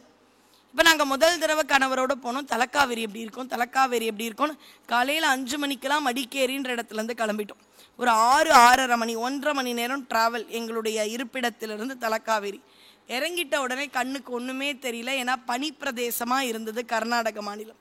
கிட்ட போக போக போக படிமேல சிவபெருமான் இருக்க ஒரு பிரம்மாண்ட கோயில் கண்ணுக்கு தெரிஞ்ச அந்த காட்சி இன்னைக்கும் என்னால் மறக்கவே முடியாது. படி ஏற ஏற ஏற ஏற பாதை தெரியுது. அங்கே ஒரு அற்புதமான சிவலிங்க திருமேனி. லிங்க திருமேனிக்கு பக்கத்தில் பார்த்தீங்கன்னா அப்படியே குடகு, அந்த காவிரி அழகாக உற்பத்தியாவா. அம்மா, நீதான் எவ்வளவு நாட்டையும் எவ்வளவு மக்களையும் வளப்படுத்தும் தெய்வமாக இருக்கின்றாய் அப்படின்னு அவளை தொடரும் போல இருக்கும். அப்படி அற்புதமாக உற்பத்தியாகும் காவேரியை வணங்கி, இதெல்லாம் நிறைய குறிப்பு, நிறைய ரெஃபரன்சஸ் நமக்கு கந்தபுராணம் கொடுக்குது. அந்த அளவு ஆழமாக எழுதப்பட்ட நூல். இதனுடைய முக்கியத்துவம் தான் வளரணும். அன்னைக்கு கூட அம்மா கிட்டலாம் சொல்லிட்டு இருந்தேன், இங்க ராமருக்கு பாதுகா பட்டாபிஷேகம், ராமர் பட்டாபிஷேகம், விபீஷண பட்டாபிஷேகம், இதெல்லாம் இருக்கிறது நன்மைதான். இங்க பாருங்க, தேவசேனாபதி பட்டாபிஷேகம், இந்திர பட்டாபிஷேகம். ஏன்னா முருகன் போர் புரிந்தார். போரில் கொஞ்ச நேரம் முருகனை இந்திரன் மயில்னு இந்திரனை வர வச்சார். ஏன்? சூரபத்மன் பெரிய பறவை, சக்கரவாக பறவையாகி இந்திர மயில கொட்டு கொட்டு கொட்டுன்னு கொட்டினான். கொஞ்சம் அடி வாங்கினான். ஏன்? தலைவனாக இருந்து ஒளிந்து கொள்ளக்கூடாது. உன்னுடைய கூட்டத்தினர் சூரபத்மனிடம் இருக்கும் பொழுது நீ குயிலால மாறி போன. அதனால உனக்கு இருக்கக்கூடிய தண்டனை காலம் இருக்கே. நீயும் தானே அப்பாவை விடுத்து தட்சன் செய்த யாகத்திற்கு பரிசு பொருட்களுக்கு ஓடிய கூட்டத்தில் நீயும் தானே உண்டு. தலைமை பண்பு அங்க தடுத்து இருக்கணும். தலைமை பண்பு இங்க முன்னாடி போய் நின்று கைதாகி இருக்கணும். ரெண்டுத்துக்குமே தப்பிச்சிட்டு. அப்ப உனக்கான தண்டனை, அவர்கள் தண்டனை அனுபவிப்பார்கள். நீ குயிலா பறந்துருவியா? வா இந்திரனே, இந்த சக்கரவாக பறவையா இருக்க கொஞ்ச நேரம் மயிலாவா. இந்திர மயில் வருது. இந்திர மயில் அடி வாங்குது. அதுக்கான அந்த ஒரு அதனுடைய விதி, அதனுடைய தீவினையை அனுபவிக்கிறது. ரொம்ப அழகா இருக்கும். போர்க்காட்சிகள் அவசியம் இல்லைன்னா இதை தாண்டி நிறைய அற்புத செய்திகள் இருப்பதால் முருகன் வென்றான். கொக்கு அரு கோ அப்படின்னு சேவல் கத்துறதுக்கு காரணம், கொக்குனா ஆணவம், அறுத்த அந்த ஆணவத்தை அறுத்த, கோ என்றால் அரசன், முருகன் என்ற அரசன். கொக்கரு கோ, அதான் தலைகீழ் மாமரமாக பெரிய மாமரமாக இருந்த, அதை சொல்லும் பொழுது இப்படி பார்க்குறேன், அந்த காட்சி தான் இருக்கு. இங்கே பார்த்தீங்கன்னா தெரியும், அற்புதமான காட்சி. இதை சொல்லிட்டு பார்க்குறேன், சூரபத்மன் தான் இருக்கும். அதை உன்னிப்பாக கவனிச்சது. அந்த மாமரம் இரண்டாக இருக்கின்றது. அந்த சேவலை தன்னுடைய வெற்றி கொடிக்கும், மயிலை தனது வாகனமாகவும் முருகப்பெருமான் மாற்றிக்கொள்கிறான். இது ஆன உடனே ஏதாவது கிஃப்ட் கொடுக்கணும்னு ஆசை இந்திரனுக்கு. ஜெயந்தன் வந்துட்டான், தன்னுடைய குழந்தை வந்தாயிற்று, தன்னுடைய தேவர்கள் இனம் வந்தாயிற்று. உடனே என்ன பண்றாராம் முருகன், இந்திரனுக்கு பட்டாபிஷேகம் நடத்துறார். உடனே சொல்லிட்டார் முருகன், பட்டாபிஷேகம் பண்ணலாம், ஏற்பாடு பண்ணுங்க. நீங்க என்னதான் இருந்தாலும் அவன் தீயவனே ஆனாலும் அவனை அழித்த தோஷம் நீங்கிறதுக்கு சிவபூஜை பண்ணணும். திருச்செந்தூர் பார்த்தீர்கள் என்றால் படை வீடு அமைத்த இடம்தான். திருச்செந்தூரில் கந்தபுராணம் படி அந்த இடத்துல சூரசம்ஹாரம் நிகழவில்லை. இன்னும் அதற்கு கீழே, அதாவது இன்னும் கொஞ்சம் தெற்கு பக்கமா போனாதான் இருக்கும். காலத்தால் கடல் கோள் கொண்டு விட்டது. அதனால இன்று திருச்செந்தூரில் அது நடைபெறுகின்றது. அப்ப திருச்செந்தூர் என்பது என்ன? இறைவன் படை வீடு அமைத்து எதனால் அவர்கள் துன்பப்படுகிறார்கள் என்று வியாழனிடம் குரு அருள் என்னுடைய பக்தர்களுக்கு கொடுக்க வேண்டும் என்று வாக்குறுதி வாங்கி கொண்ட இடம். அது மட்டுமல்ல, தன்னுடைய சூர சம்ஹார தோஷம் நீங்குவதற்கு சிவபூஜை செய்த இடம். சொல்றீங்களே, கையில தாமரை பூவோட இருப்ப, தாமரை மலரில் சிவபெருமானுக்கு பஞ்சலிங்கங்கள். யாரெல்லாம் அடுத்த தடவை முருகப்பெருமானை திருச்செந்தூரில் சென்று தரிசிக்கின்றீர்களோ, ஆறுமுக நயினார்னு கடலை பார்த்து வந்த ஒரு மூர்த்தம் உண்டு, குமார விடங்கர்னு உண்டு, மாப்பிள்ளை சுவாமின்னு உண்டு. இதெல்லாம் உற்சவர்கள். நேரா பார்க்கக்கூடிய முருகப்பெருமானை நாம் தரிசித்து விட்டு அங்க இருக்கக்கூடிய அந்த அர்ச்சகர்களிடம் பஞ்சலிங்கத்தை தரிசிக்க வேண்டும் என்றால் அப்படியே முருகன் சன்னதிக்கு பின்னாடி போனால் தரிசிக்கலாம். பன்னீர் இலைன்னு சொல்லுவாங்க. அந்த இலைக்கு என்ன அவ்வளவு மகத்துவம் என்றால், இலையினுடைய அந்த ரேகைகள் 12 இருக்கும். அது முருகனுடைய கரங்களை ஒத்தது. அப்ப 12 ரேகைகளை கொண்ட இலையால் விபூதி கொடுக்கிறது. முருகனே அவனோட 12 கையால திருநீர் கொடுப்பதற்கு சமம். அதனால பன்னீர் இலையில் விபூதி திருநீற்றை வாங்குவது அவ்வளவு அற்புதம் திருச்செந்தூர். இப்படியாக திருச்செந்தூர் வெற்றிவேல் முருகனுக்கு அரோகரா என வணங்கி அழகா சொல்லிட்டு போயிட்டா, நான் சிவபூஜையில போறேன், திருப்பியெல்லாம் காத்துட்டு இருக்காதீங்க, இந்திர பட்டாபிஷேகத்துக்கான ஆயத்தங்கள் இருக்கட்டும், நான் முடிசூடி கொடுக்குறேன். உடனே இந்திரனுக்கு நான் ஏதாவது பண்ணணும் இல்லையா, குழந்தைக்கு உடனே தேவயானையை கொடுக்கணும்.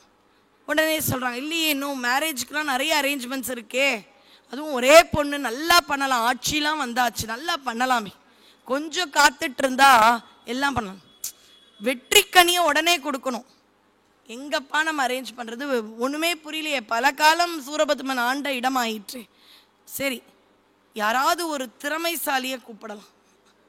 முசுக்குந்தன் அப்படின்ற கைலாய குரங்கு அறியாமல் வில்வ அர்ச்சனை சிவராத்திரி அன்று செய்து சக்கரவர்த்தியாக ஆண்டு கொண்டிருக்கின்றது. முசுகுந்த சக்கரவர்த்தியிடம் நம்ம இந்த பொறுப்பை கொடுத்துடலாம். கான்ட்ராக்ட் முதல்ல கொடுத்தது யாருன்னா இந்திரன் தான். இந்த கல்யாணத்துக்கெல்லாம் பார்த்தீங்கன்னா ஃபுட் கான்ட்ராக்ட் இதெல்லாம் கொடுக்குறாங்க இல்லையா, முதல்ல A to Z நீங்கள் பண்ணிவிடுங்க, என்ன பேமெண்ட்டோ ஒரே பேமெண்ட்டாக ட்ரான்ஸ்ஃபர் பண்ணிடுறோம் அப்படின்னு ஆரம்பித்ததே இந்திரன். ட்ரான்ஸ்ஃபர்லாம் இந்த காலத்தில் வந்ததுங்க, என்னங்க பேசுகிறீங்க, வங்கியில் ஒர்க் பண்ணுறீங்கன்னு இதெல்லாம் ஏதோ வாய்க்கு வந்ததை சொல்வீங்கன்னா கிடையாது. அடியேன் சொன்னது மாதிரி இன்னைக்கு பண்ணக்கூடிய எல்லா விஷயங்களுக்கும் முன்னோடி யாருன்னா நம்ம சிவபெருமான். எந்த இடத்துல ட்ரான்ஸ்ஃபர் பண்ணுறார்? சுந்தரர்கிட்ட என்ன பண்ணுறாரு, மணி முத்தாறில் நீ பொண்ணை போட்டுடு, கமலாலய குளத்தில் போயிடு. கொஞ்சம் சுந்தரருக்கே ஒரு மற்ற பேர் ஏமாத்திர மாட்டல, கொடுத்தா மாதிரி கொடுத்த, கொஞ்சம் வழிப்பறி கல்வர்கள்ன்ற பயம். ஆனால் சம்பந்தர் உன்னையே உள்ளம் கவர் கல்வன்னு பாடிட்டார். நீ இந்த வேலையெல்லாம் காமிப்பேன், அங்கே போவேன், வந்துடுச்சுன்னுவேன், கமலாலய குளத்தில் கேட்பேன், அங்கே போய் தேடுவேன், மனைவி கண்டிப்பாக சிரிப்பேன். எங்க குளத்தில் வந்து தேடுறீங்க, இங்கே ஆற்றுல போட்டுட்டு ஏதாவது கனெக்ஷன் இருக்கா? எனக்கே இது ஓகேவா இல்லை, இதெல்லாம் என்னை நம்பினா பண்ணு, சரி போடுறேன். போடும் பொழுது நம்மை மாதிரி ஒரு காசு எடுத்து வச்சுக்கலாம். அதே மாற்று இருக்கான். அது என்ன மாற்று? புரிகிற மாதிரி சொல்லணும்னா, இந்த வெளிநாட்டு பணங்களுக்கு எக்ஸ்சேஞ்ச் ரேட்ஸ்ன்னு உண்டு. வெளிநாட்டு காசு டாலர்ஸ் இருக்கிறவங்கெல்லாம் பார்த்தீங்கன்னா எக்ஸ்சேஞ்ச் ரேட்ஸ்க்கு வெயிட் பண்ணுவாங்க. என்னைக்கு அந்த மாற்றுத்தொகை கொஞ்சம் கூடுமோ அன்னைக்கு போய் மாற்றிப்பாங்க. அப்போ அதனுடைய மதிப்பு பார்த்தீங்கன்னா கொஞ்சம் கூட இருக்கும். இது கரெக்டான மதிப்பா? இன்னைய தேதியில் 85 ரூபா இருக்குது, ஒரு 3 நாள் கழிச்சு 82 ரூபா. அன்னைக்கு வந்து யாராவது வந்து கொடுத்துட்றீங்களா உங்ககிட்ட இருக்கிற டாலர்லாம், நான் அமௌண்ட்டு கொடுத்துட்டோம்னா எனக்கு 3 ரூபா லாஸ், வெயிட் பண்ணுங்க, என்னைக்கு ஆகுதோ அன்னைக்கு. இதுதான் மாற்று, எக்ஸ்சேஞ்ச் ரேட்ஸ். இதை சுந்தரர் அன்னைக்கு யோசிக்கிறார். இவர் எப்படி நம்புறது? உடனே சுவாமி சொல்கிறார், ஏய் நான் தானே கொடுத்தேன், இவ்வளோ சந்தேகப்படுறேன். இல்லை லாஜிக்கலாக சொல்லுங்கள், நம்புகிறேன். இங்கே ஆற்றுல போட்டுட்டு குளத்தில் எடுத்துக்கோன்றீங்களே கனெக்ஷன், நீ வேணும்னா போடல, திருடங்கிட்ட மாட்டிக்கோன்னு போயிட்டான். சரி சரி நம்புறேன்னு ஒன்று வச்சுண்டு போட்டுட்டேன்.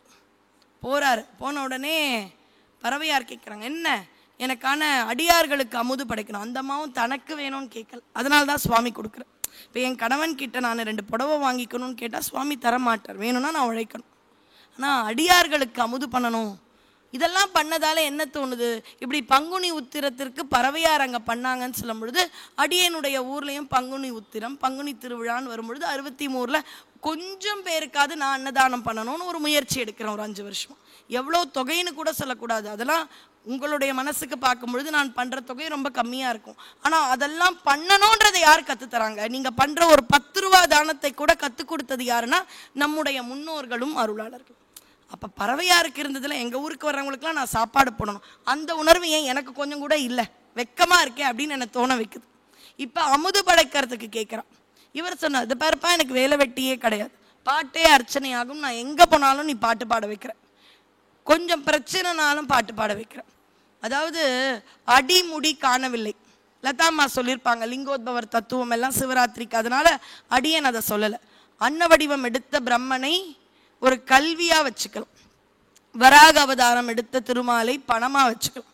பணத்தாலும் கல்வியாலும் இறைவனை அடைய முடியாது, பின்ன அன்பால் அடையலாம். அதுதான் லிங்கோத்பவர் தத்துவம். ஒரே வரியில் சொல்லிடுறேன் காலம் கருதி. இப்போ இந்த லிங்கோத்பவர் தத்துவம் அப்படின்றத இங்கே வச்சிடலாம்.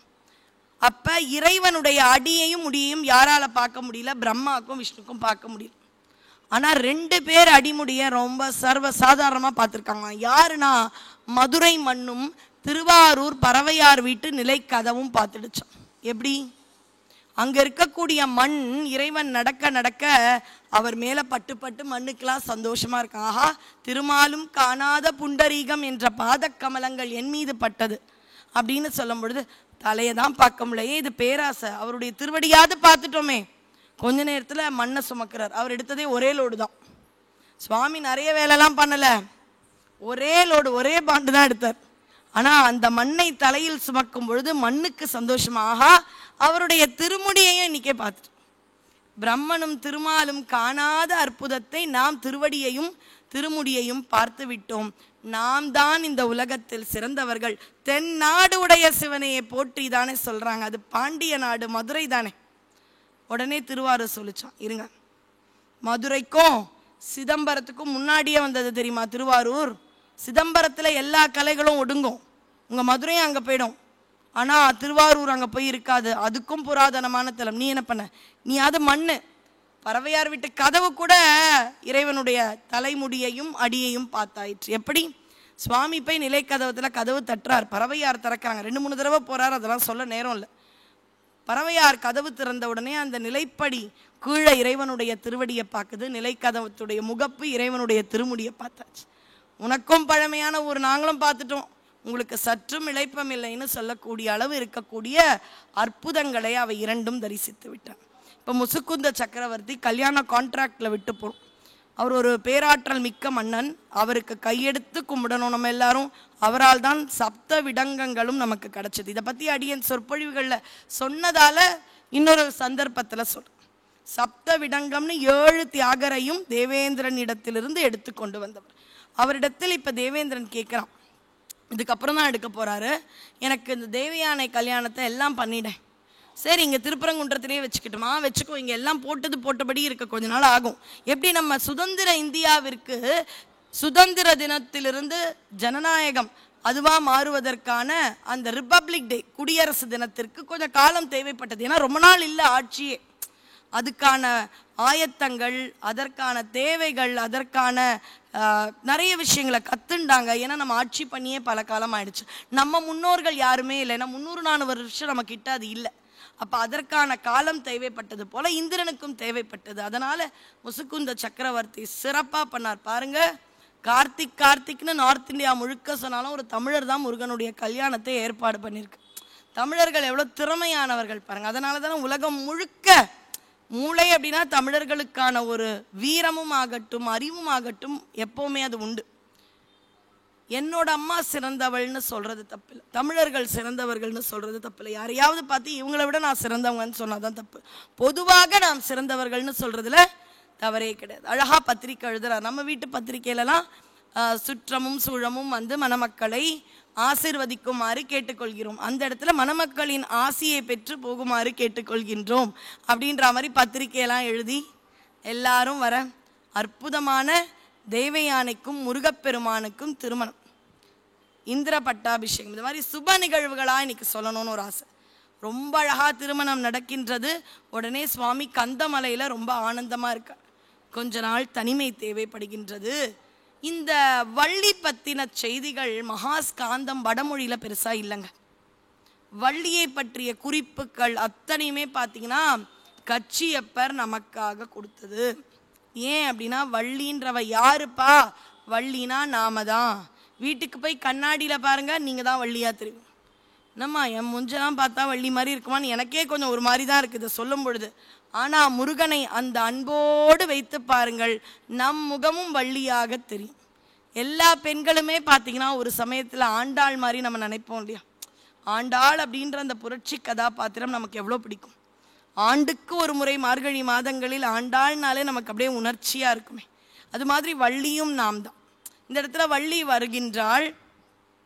வள்ளினால முத்தமிழால் வைதாரையும் வாழ வைப்பான். இதை சொன்னேன்னு நினைக்கிறேன், இல்லை சிவராத்திரியில் இந்த ஒரு விஷயத்த சொன்னான்னு தெரியல.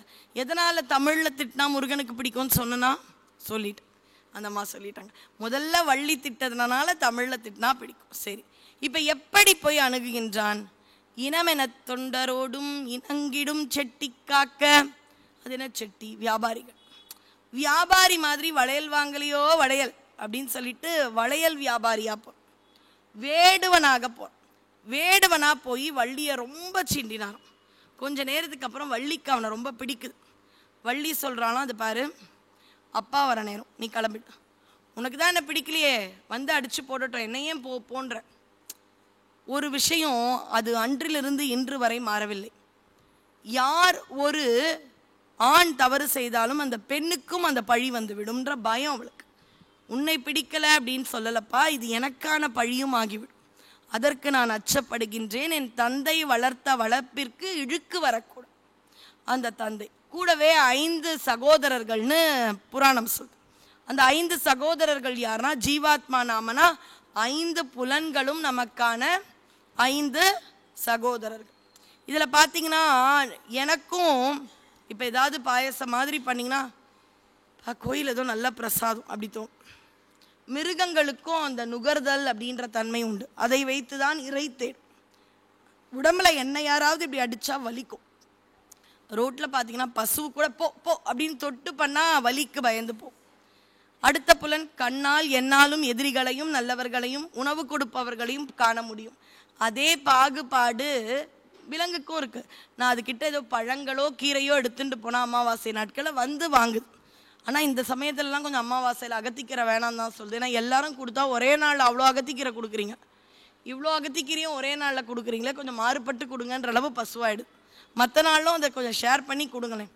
உண்மையாகவே சொல்கிறேன், என்னுடைய தோழியின் வாழ்க்கை இது கண்கூடா சத்தியமாக அவர்களுக்கு நடந்தது. அலுவலகத்தில் பிரச்சனை, பெரிய பதவியில் இருக்காங்க. அலுவலகத்தில் சில ப்ரெஷர்னு சொல்லக்கூடிய சவாலான விஷயங்கள், அதையும் திறம்பட கவனித்து கொண்டு வீட்டிலும் குழந்தைகளை பார்த்துக்கணும் அப்படின்னும் பொழுது அவர்களுக்கு கொஞ்சம் சவாலாக இருந்தது. யாரோ சொல்ல தினமும் காலையில் அவர் கணவரை கொண்டு போய் வேறு ஊருக்கு சென்று வேலை பணி அவருக்கு அவங்கள கொண்டு போய் ட்ராப் பண்ணிட்டு வருவாங்க. வீட்டிலேருந்து அந்த பேருந்து வரும் நிலையத்திற்கு ஒரு 10 நிமிடம் வரும்பொழுது என்ன பண்ணுவாங்களாம், தினமும் 20 ரூபாய் எடுத்துன்னு போகிற பழக்கத்தை கொண்டு போய் பழமோ கீரையோ வாங்கி கொண்டு அங்கே 2 பசு இருக்குமா, அந்த பசுவிடம் இறங்கி சென்று வாய் விட்டு பேசுவாளாம். இது இப்போ நடந்த விஷயம், உண்மையான விஷயம். பெருங்களத்தூரில் இருக்காங்க அந்த தோல்.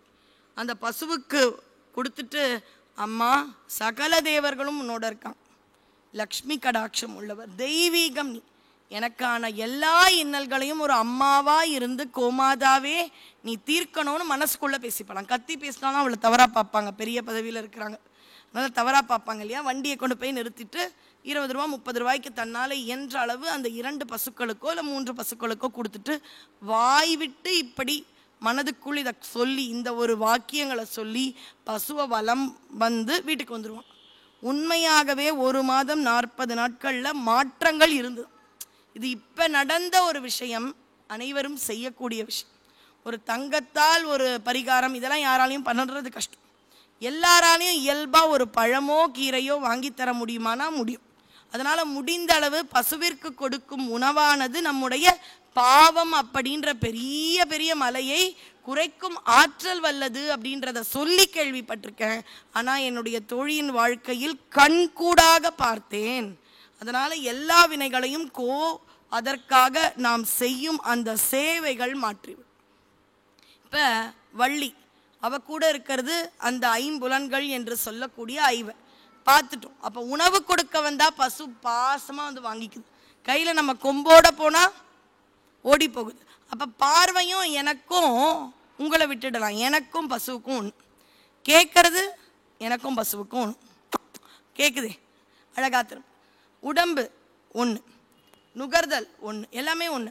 வாய்க்கு மட்டும் பாருங்களேன், நானும் சாப்பிடுவேன், எல்லா 5 அறிவு ஜீவனும் சாப்பிடும்.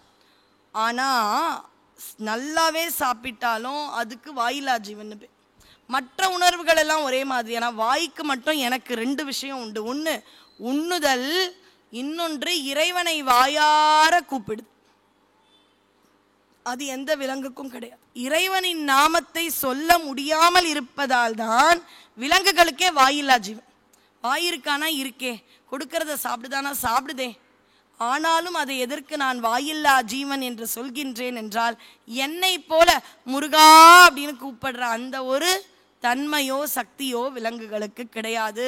இறைவன் கருணை கொண்டு நமக்கு அந்த ஒரு ஆற்றலை கொடுத்ததால் அவை வாயிருந்தும் வாயில்லா ஜீவன்கள் என்று அழைக்கப்படுகிறது.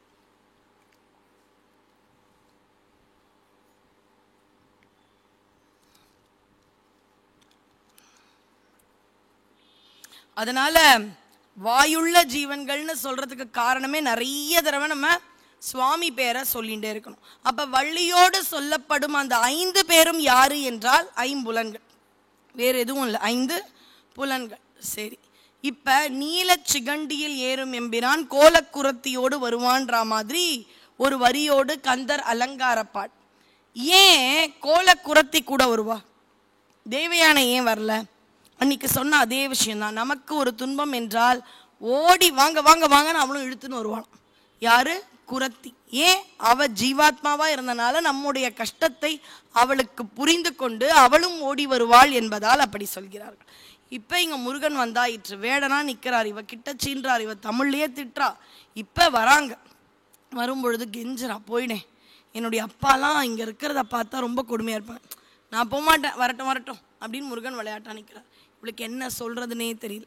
ஆலோலம் பாடுகின்றாள் திணைப்புணத்து. இதெல்லாம் தெரிஞ்ச சரித்திரம். இதை நம்ம என்னவா நினைக்கலாம் அப்படின்ற அந்த தத்துவங்களை மட்டும் நான் சொல்றேன், கதையா சொல்லலை. ஏன்னா இன்னைக்கும் பார்த்தீங்கன்னா தெருக்கூத்து அப்படின்னு பார்த்தீங்கன்னா கிராமத்துல வள்ளி கல்யாணம் தான் ரொம்ப பிரபலமா நடக்கும்.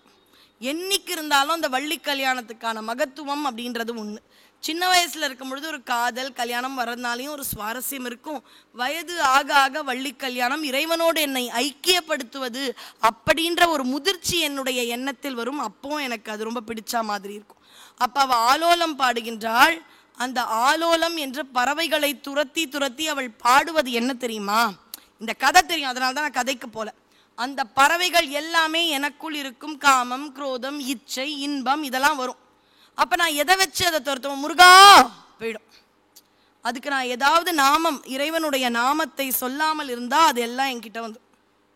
அப்ப அந்த பறவைகள் என்பதை அவள் அந்த மறுபடியும் மறுபடியும் ஆலோலம் ஆலோலம் என்று இறைநாமத்தை சொல்லி சொல்லி துரத்தின்றே இருக்கா.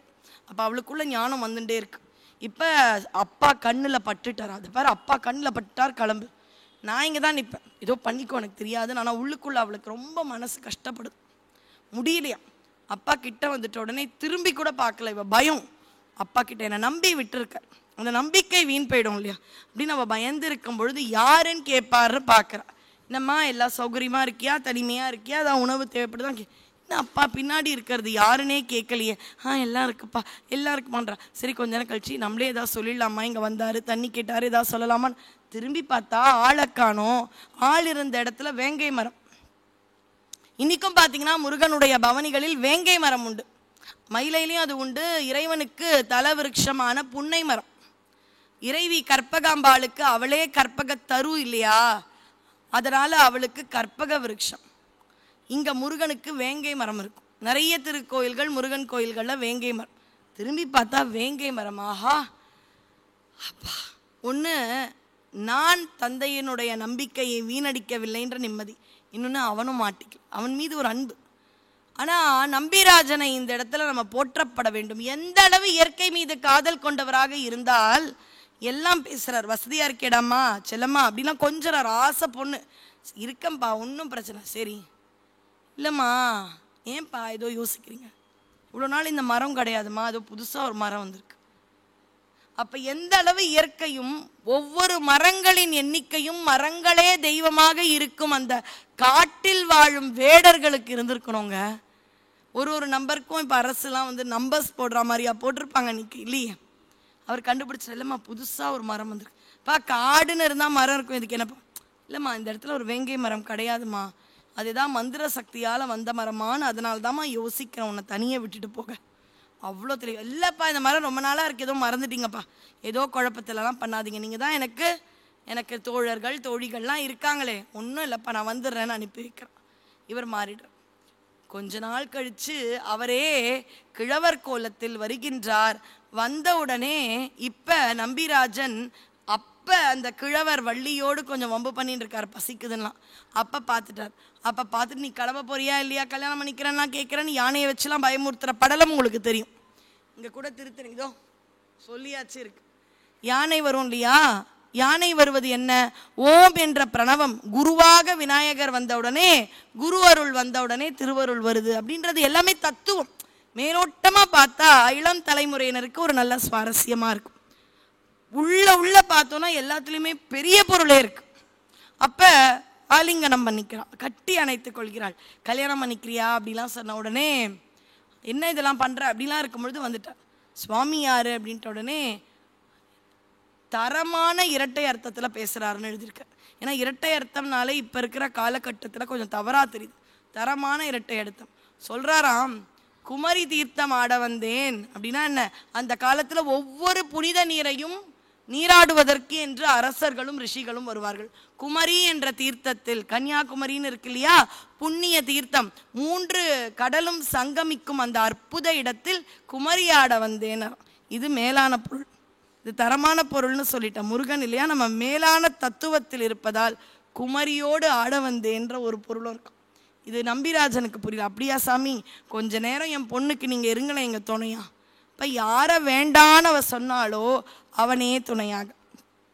அதாவது எங்கே என்னை இருந்திடம் தேடிக்கொண்டு அங்கே வந்து அடையாளம் அருளினார் எங்கே என்னை. இது நாவுக்கரசருடைய பதிகம். திருவாய்மூருன்னு ஒரு விடங்கத்தலம், சப்த விடங்கத்தலங்களில் காலத்தால் பாருங்களேன், கூற்றாயினவாறு விளக்ககிலீர், இதுதான் எழுதியிருக்கணும். நாவுக்கரசருக்கு ஒரு 56, 57 வயசு இருக்கணும். அப்போ தான் அவர் சைவத்தின் பால் வந்திருக்கணும். அவருக்கு சைவத்தின் பால் ஒரு சில ஆண்டுகளுக்கு அப்புறம் தான் சம்பந்தரே பிறந்திருக்கணும். ஆராய்ச்சியாளர்கள் கண்டுபிடிச்சிருக்காங்க. 639ஆம் ஆண்டு சம்பந்தர் மே மாதம் பிறக்கின்றார். அதே 642 அதே மே மாதத்தில் ஞானப்பால் கிடைக்குது. மே 9/1/12 ஏதோ ஒன்று பிறப்பு, 1 ஞானப்பால். இந்த அளவு ஆராய்ச்சியாளர்கள் பாடல்களை வைத்தும் காலத்தின் சக்கரத்தை வைத்தும் வரலாற்று சுவடுகளை வைத்தும் ஞானசம்பந்தருடைய டேட் ஆஃப் பர்த்தை கொண்டு வந்துட்டான். அப்போ ஞானசம்பந்தர் வருவதற்கு முன்பே கூற்றாயினவாறு பாடியாயிடுச்சு. அதுக்கப்புறம் தான் இவர் தோடுடைய செவியன் விடையேறியோர் தூவெண்மதி சூடி காடுடைய சுடலை பொடி பூசியன் உள்ளம் கவர்கள்வன். இது பாடுற உள்ளம் கவர்கள்வன்னு சொல்லும் பொழுது சுந்தரர் ஆற்றுல போட்டதை உங்களுக்கு சொல்ல விட்டுட்டேன்ல. ஆற்றுல போட்டார், பறவைக்கிட்ட சொல்கிறார், என்ன காசு இல்லையா, வரும் எங்க குளத்தில் போய் எடுத்து. என்ன சொல்கிறீங்க, ஆற்றுல போட்டு குளத்தில் எப்படி வரும்? சுவாமி சொன்னால் நம்புவீங்களா, கேட்க மாட்டிங்களா? இல்லைப்பா வரும், வாங்க. ஏதோ கூப்பிடுறீங்க, நேரம் வேலை இல்லாத வேலை, வரேன் அப்படின்னு வந்தாலும் குளத்தில் தேடுன்னு தேடுறார். கொஞ்சம் நேரம் கழித்து தான் கிடைக்குது. அப்போ ஃபஸ்ட்டு டைம் இங்கே நான் போடுற பணம் எங்கேயோ கிராமத்துலேயோ இல்லை வெளிநாட்டில் இருக்கிறவங்க கிட்டேயோ ஃபண்ட் ட்ரான்ஸ்ஃபராக போகுது, வெஸ்டர்ன் மணி யூனியன் ட்ரான்ஸ்ஃபராக போகுது. அப்போ இந்த ஃபண்ட் ட்ரான்ஸ்ஃபரை முதல்ல ஆற்றுலேருந்து குளத்தில் ட்ரான்ஸ்ஃபர் பண்ணது யாருன்னா சிவபெருமான். அப்போ இதுக்கும் யார் முன்னோடினா அவர். இவர் என்ன பண்ணுறாரு, மறுபடியும் அந்த அமௌண்ட் ஒன்றே ஒரு காசு வச்சுருக்காரு, மற்றதோட கரெக்டாக இருக்கான்னு பார்க்கணும். எக்ஸ்சேஞ்ச் ரேட் எனக்கே தெரியாது, இன்றைக்கி பார்ப்பேன் பாம்பே எக்ஸ்சேஞ்ச் ரேட் அப்படின்னு போட்டுட்டு எக்ஸ்சேஞ்ச் ரேட் என்ன அப்படின்றத இன்றைக்கி பார்க்கலாம். அன்றைக்கி யார்கிட்ட கேட்குறது, யாராவது பொற்கொல்லர் இருக்காரா, அதே மாற்றுரைக்கும் தங்கமா அப்படின்னு பார்க்கும் பொழுது ஒருத்தர் தொப்பையும் தொந்தியுமா நான் ஒரு பொற்கொல்லர் அப்படின்னு சொல்லிட்டு பார்த்தா ரெண்டும் சரியாக தான் இருக்குது அப்படின்னு மாற்றுரைத்த விநாயகர் இன்றைக்கும் அந்த திருவாரூர் கமலாலயம் குளக்கரையில் இருக்கார். இன்னும் சில நாட்களில் நிறைய பேர் இங்கே போகணும்லாம் நினைக்கிறீங்க. அந்த கமலாலய குளம்ன்றது ரொம்ப பெரிய குளம். ஆழித்தேர், ஆரூரா, தியாகேசான்னு அங்கே இருக்கக்கூடிய ஒரு நிலையே வேற நிலை. அங்கே அந்த இடத்துல யமன் சண்டிகேஸ்வரராக இருக்கார். சண்டிகேச பதம் சண்டிகேச நாயனாருக்கு கொடுப்பதற்கு முன்பே வந்த தலம். அதனால் யமன் திருவாரூரில் பிறந்தால் முக்தி தானே. அப்போ அந்த ஊரில் யமனுக்கு உயிர் பறிக்கிற வேலை இல்லையே. சொன்னார நான் ரொம்ப ரொம்ப ஜாப்லெஸ்ஸாக இருக்கேன். சரி சண்டேச பதம் கணக்கு வழக்கெல்லாம் பாரு, நான் உயிர் பறிப்பேன், கணக்கு பாருங்க, அந்த வேலை தான் இருக்கு, வேணாவா. கணக்கராக இருக்கார் சண்டேச நாயனார். யாரு? யமன். சண்டேச பதம் யமனுக்கு. அங்கே இன்னொரு அழகான விஷயம் என்ன தெரியுமா, தேவியானை கல்யாணம் இனிதே நடந்ததுன்னு பொதுவாக திருமணம்னாலே யமன்ற பேரையே சொல்ல மாட்டோம், நமக்கு பயம். முருகனுக்கு யமன் காலன் இல்லையா, சரிவர செய்யும் ஒரு காலனை பற்றி ஒரு விஷயமும் நான் சொல்லணும், ஞாபகம் இருக்கா, அதையும் சொல்லிடுறேன். திறமையான தொழிலாளி. அதனால் முருகனை மாதிரி யார் ஒருவருக்கும் அங்கீகாரம் கொடுக்கக்கூடிய கடவுளே கிடையாது. அதுக்கு இந்த உதாரணம் சொல்கிறேன். திருமண ஊர்வலம், மணப்பெண்ணை பார்க்க போகிறார்கள், எல்லா தேவர்களும் தெய்வங்களும் இருக்கு.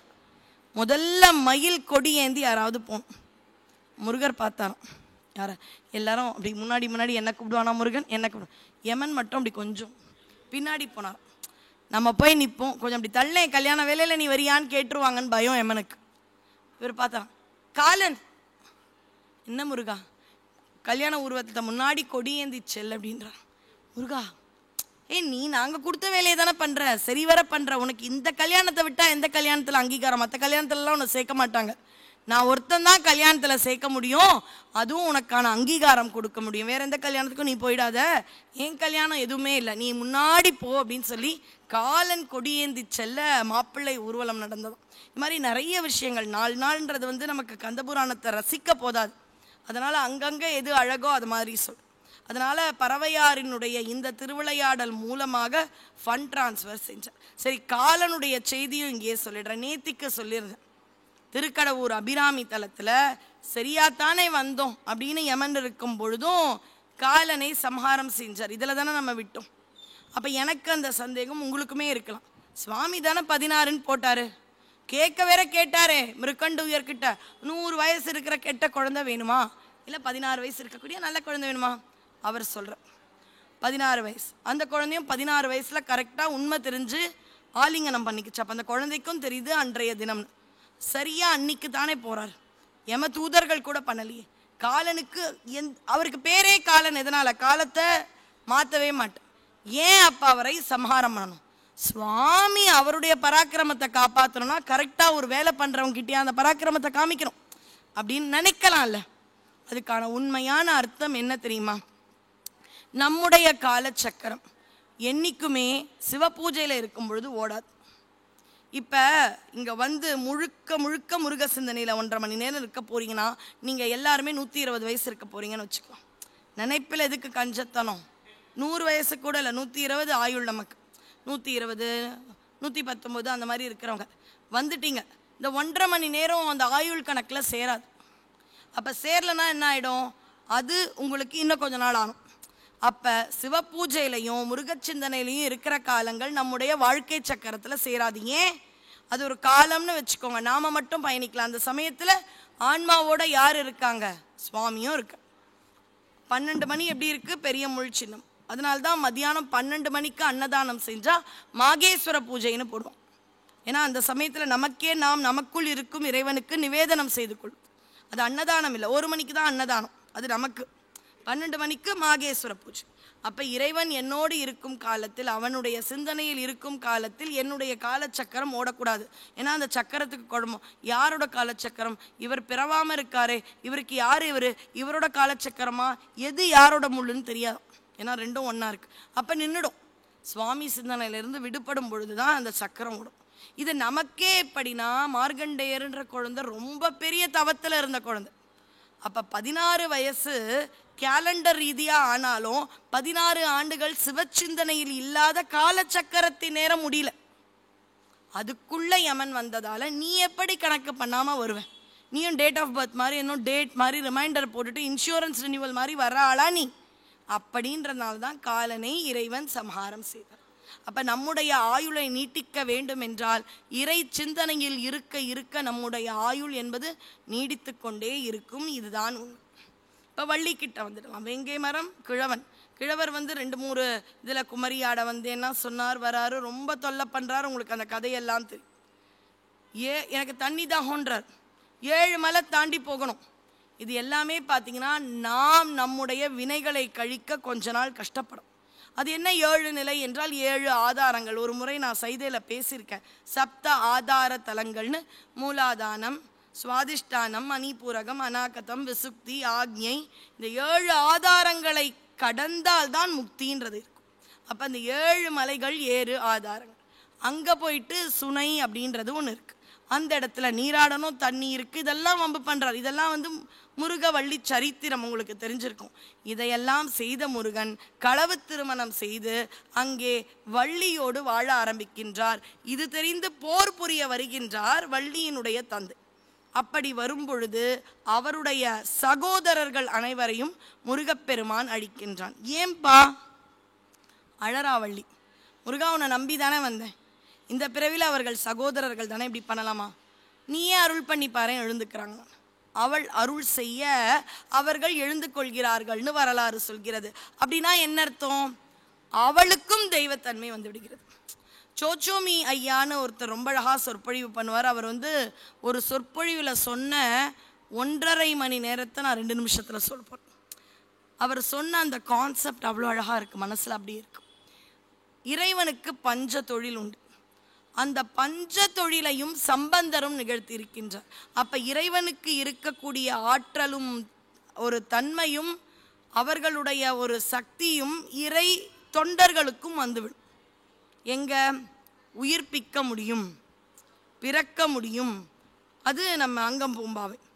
அதே மாதிரி திருமருகல் அப்படின்ற இடத்திலும் பாம்பு அரவம் தீண்டி மாண்ட ஒரு இளைஞனை ஒரு பெண் அழுவா, தீண்டாமல் கூட அழுவா. அரவம் கூட உன்னை தீண்டிடுச்சு, உன் கூட வந்தனா தீண்ட கூட இல்லைப்பா, ஏன்னா அந்தளவு தர்மத்தோடு இருந்தக்கா, தொட்டு கூட அழ முடியலப்ப அப்படின்னு அவ இருக்கும் பொழுது உயிர் கொடுக்க. ஒரு இடத்துல காத்தல் தொழில், பஞ்சம் பசின்னு இருந்த திருவிழிமலையில போய் காப்பாத்துற. அது மாதிரி மறைத்தல்ன்ற தொழில், அது இந்த வேதாரண்யம் அப்படின்ற இடத்துல பார்த்தீங்கன்னா மறைக்கிறாங்க, கதவு மறைஞ்சிருக்கு, திறந்த கதவை மூடுவதற்கு அவர் பதிகம் பாடு. இங்க அப்பர் திறப்பதற்கு பாடுகின்றார், இவர் மூடுவதற்கு பாடுகின்றார். அழிக்கும் தொழில், சமணர்களை அங்கே மதுரையில் அழிக்கின்றார். நிறைவாக அருளல் அப்படின்ற தொழில், எங்கே அவருடைய நல்லூர் பெருமணம் என்று திருமண வைபவத்தின் போது எல்லோருக்கும் முக்தி என்று அருள் கிடைக்கும். அப்ப இறைவன் சொல்லும் படைத்தலும் திருமருகளில் திருமயிலையில் நடக்கின்றது. காத்தல் தொழில் திருவிழிமலையில நடக்குது.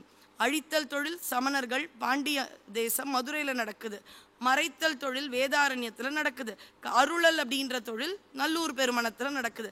அப்போ இறைவன் செய்யும் பஞ்ச தொழிலை ஒரு அருளாளர்களும் செய்யப்படும் நிலையில் வருகிறார்கள் என்றால் அதுதான் தெய்வீகத்தன்மை. அப்போ முதல்ல முருகன் வள்ளிக்கு அவளுடைய ஆற்றலை உணர்த்துவதற்காக விளையாட்டா அவர்களை அழித்தான்.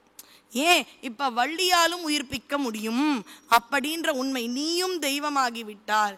அவள் மட்டுமல்ல, எந்த ஜீவாத்மாவும் அந்த இறைவனோடு இருந்தோம் என்றால் நாமும் தெய்வமாகிவிடும். அதுவும் குறிப்பா திருத்தணிகை அப்படின்னால அந்த இடத்துல சூரசம்ஹாரம் கிடையாது.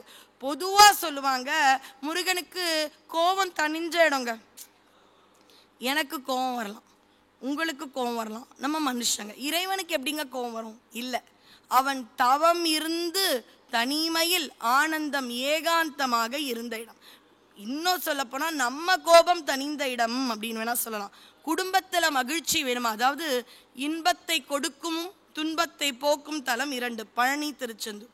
கணவன் மனைவி ஒற்றுமை, குடும்பத்தில் ஆனந்தம், இதெல்லாம் வேணும்னா அற்புதமான இடம் எது என்றால் அது திருத்தணி. அந்த திருத்தணிகை அப்படின்ற இடத்துல நடந்த அற்புதங்கள். அருணகிரியார் வராரு, சினத்தவர் அப்படின்ற ஒரு திருப்புகழ் பாடுற வரும்பொழுது இளைஞர்கள் அப்படியே சிரிச்சுட்டே வராங்களாம்.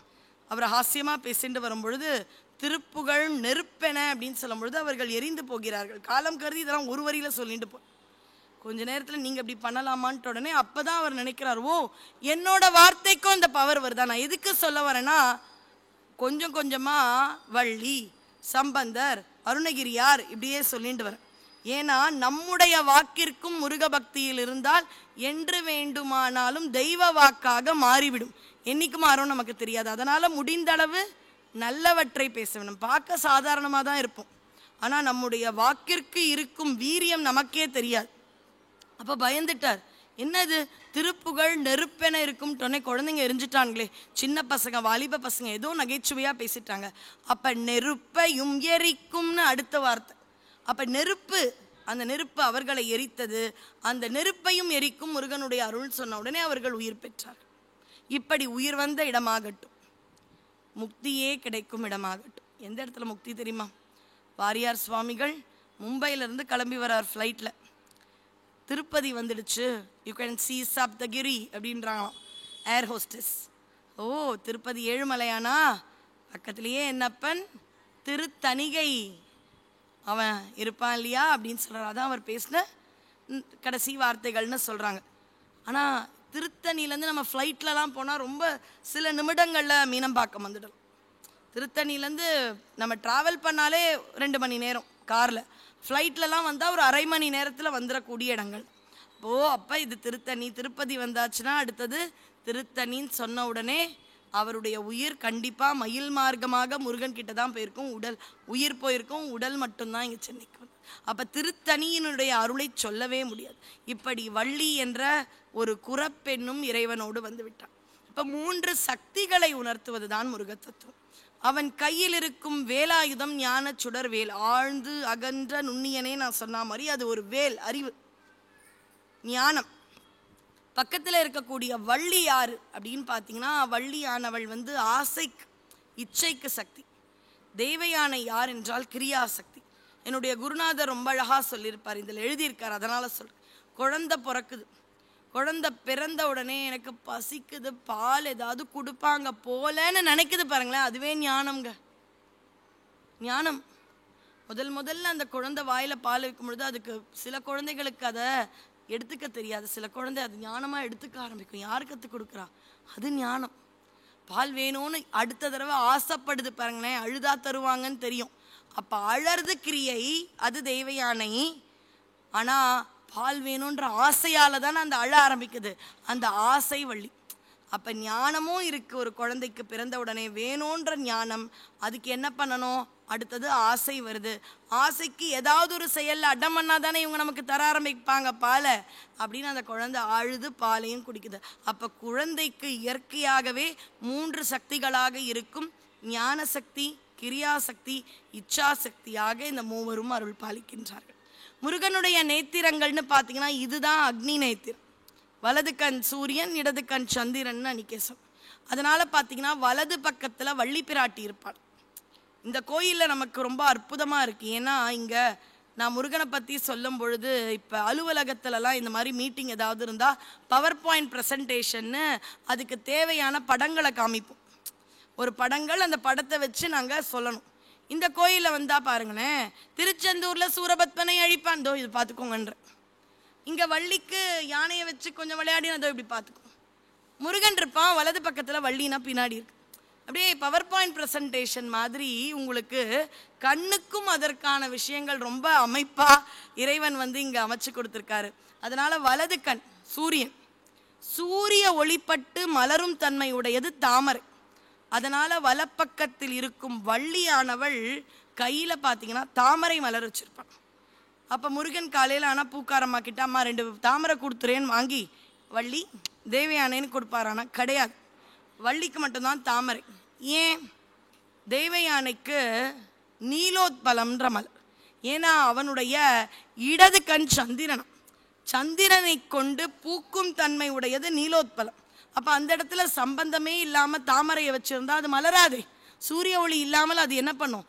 அதனால் நீலோத்பலம். அதனால் இந்த பக்கம் இருக்கக்கூடிய, இடப்பக்கம் இருக்கக்கூடிய தேவயானை கையில் பார்த்தீர்கள் என்றால் நீலோத்பல மலர் இருக்கு. இப்படியாக நம்முடைய கந்தபுராணம் அழகாக உற்பத்தி காண்டத்தில் ஆரம்பித்து நிறைவா தட்ச காண்டம் அப்படின்ற வரைக்கும் நிறைவடைந்தாலும் நூற்பயன் இதை படித்தா என்னங்க கிடைக்கும்? சரிங்க, 4 நாள் கேட்டோம், 10 நாள் சொல்லணும் கிடுகிடுன்னு சொல்லிட்டீங்க, சரி என்ன கிடைக்கும்? நான் சொல்லலை, கச்சியப்பர் சொன்னதை உங்களுக்கு சொல்லி முடிக்கணும், அப்போ தானே நிறைவு. கச்சியப்பர் இதுக்காரும் 4 நாள் கேட்டிங்களே, என்ன கிடைக்கும்? சுவாமி காதுக்கு உணவு கொடுத்தார், வயிற்றுக்கும் நம்ம எல்லாருக்குமே, உங்களுக்கும் பிரசாதம் எனக்கும் பிரசாதம் கொடுத்தார். வேற என்னங்க தருவார்? இதுதானா? இல்லை. நூற்பயன் கச்சியப்பர் கொடுத்தது. இந்திரர் ஆகி பார்மேல் இன்பமுற்று இனிது மேவி சிந்தையில் நினைந்த முற்றி சிவகதி அதனில் சேர்வர். பார்ல இருக்கிற வரைக்கும் இந்திரன் மாதிரி வாழ்வாங்க, சிவபெருமான் மாதிரி வாழ வேண்டாம், திருநீரெல்லாம் பூசினா வேணாம். பார்ல இருக்கிற வரைக்கும் இந்திரனுடைய லோகம் அப்படின்னாலே நம்ம கண்ணுக்கு என்ன தெரியும்? எப்பவுமே பார்த்தீங்கன்னா உணவு, ஆட்டம், பாட்டம்னு இருக்கக்கூடிய ஒரு நல்ல சந்தோஷமா சிவ பூஜையும் செய்வார் இந்திரன். அதனால பூஜையை மறக்காமல் நல்ல பார் மீது இந்திர வாழ்க்கையை வாழலாம். அவ்வளோதானா? இது இந்திர வாழ்க்கை. பார் மீது இருக்கிற வரைக்கும் இந்திரர் ஆகி, இப்போ நான் சொல்லுவேன் உங்களுக்கே ரொம்பவே அழகா புரியும் பாருங்களேன். இந்திரர் ஆகி பார்மேல் உலகத்து மேல இன்பமுற்று இனிது மேவி சிந்தையில் நினைந்த முற்றி சிவகதி அதனில் சேர்வர். அப்படியே சிவகதியில் இருப்போம், நல்லா வாழ்வோம். யார் எப்படி இருக்கீங்கன்னு கேட்டா ஏதோ இருக்க அப்படிலாம் போக மாட்டோம். யார் எப்படி இருக்கீங்கன்னு கேட்டா கடவுள் அருள நல்லா இருக்கங்க, இன்னைக்கு வரை சுவாமி என்பது நல்லா வச்சிருக்க அப்படின்னு நிறைவாக சொல்லணும் இல்லையா? அந்த ஒரு வார்த்தை என்னைக்கும் இருக்கும். அதுக்கப்புறம் சிவகதியிலேயே இருக்கிற நமக்கு அவங்கிட்டையே கொண்டு போகிற முக்தி பலனும் கிடைக்கும். மறுபடியும் அடுத்த பிறவின்னு எனக்கு பயமாக இருக்கும். அடுத்த பிறவி இருக்கிறது கூட பிரச்சனை இல்லை, நம்ம ஊரில் பிறக்காம எனக்கு பயம் இந்த எதுவுமே தெரியாது. அந்த முதல் நாளில் சொன்னல அமேசான் காடுலலாம் பிறந்துட்டேன்னா அங்கே போய் நான் என்ன பண்ணிட்டு இருப்பேன்? பயமாக இருக்கே. இது மாதிரியான ஒரு தேசமோ இடமோ நமக்கு கிடைக்காது இல்லையா? அதனால் முக்தி கொடுத்துருவானாம். அந்தமில் அவுணர் தங்கள் அடல் கெட முனிந்த செவ்வேல் கந்தவேல் புராணம் தன்னை காதலித்து ஓதுவோரே. காதலித்துனா அன்பா ஓதணுமா? ஏதோ சொல்கிறாங்க, இப்போ போனோன்னா வீட்டில் கரண்ட் இல்லை, கொஞ்சம் நேரம் உட்காந்துட்டு போகலாம். அப்படி இல்லை, அப்படி யாருமே இல்லையே. யாரும் அப்படி வரல. ஒரு தடவையும் சிரிக்கிறீங்க, பின்னாடியே முருகனையும் பார்த்துக்கிறீங்க. அப்படியே முருகனை பார்த்து பார்த்து அப்படியே ரசித்து சிரிச்சிங்கன்னா காதல்னா அன்பு தானே. அந்த முருக அன்போடு எல்லாரும் அதை ரசித்து ரசித்து ரசித்து கேட்குறீங்க இல்லையா? அப்படி கேட்கும் பொழுது எப்படி அவுணர்கள் அழிந்தார்களோ நமக்குள் இருக்கும் தீய சக்தி, நம்மில் இருக்கும் தீய சக்தி, சுற்றி இருக்கும் தீய சக்தி, பகைமை சக்தி எல்லாம் ஆண்டு இந்திரன் மாதிரி ஒரு ராஜ வாழ்க்கை வாழ்ந்து சிவனோடு சேருவோம், இன்புற்று வாழ்வோம் அப்படின்ற மங்களமான வார்த்தையை தான் கச்சியப்பர் சொல்றார். இதோடு கச்சியப்பர் அருளி செய்த கந்தபுராணம் குருவருளோடும் திருவருளோடும் இந்த அற்புத ஏற்பாட்டாளர்கள் மூலமாக இங்கு ஆரம்பித்த ஒரு ஞான வேள்வின்னு சொல்றது இன்றோடு உங்களுடைய ஆசிகளோடு நிறைவடைகிறது. ஆரிருத்தடந்தோள் வாழ்க, அருமுகம் வாழ்க, வெற்பை கூறுசை தனிவேல் வாழ்க, குக்குடம் வாழ்க, செவ்வேள் ஏறிய மஞ்சை வாழ்க, யானை தன்னணங்கு வாழ்க, மாரிலா வள்ளி வாழ்க, வாழ்க சீரடியார் எல்லாம்.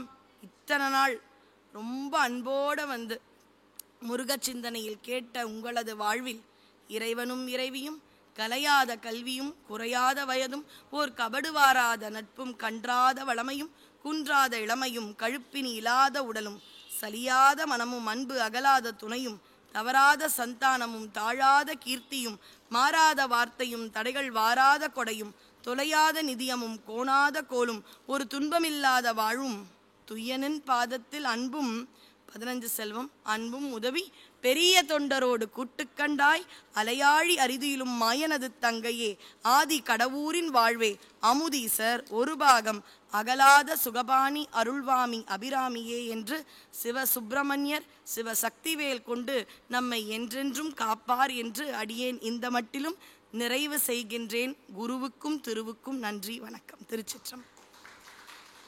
இந்த தகவல் உங்களுக்கு பிடிச்சிருந்தா லைக் பண்ணுங்க, உங்க ஃப்ரெண்ட்ஸுக்கு ஷேர் பண்ணுங்க, மறக்காம எங்க சேனலுக்கு சப்ஸ்கிரைப் பண்ணுங்க.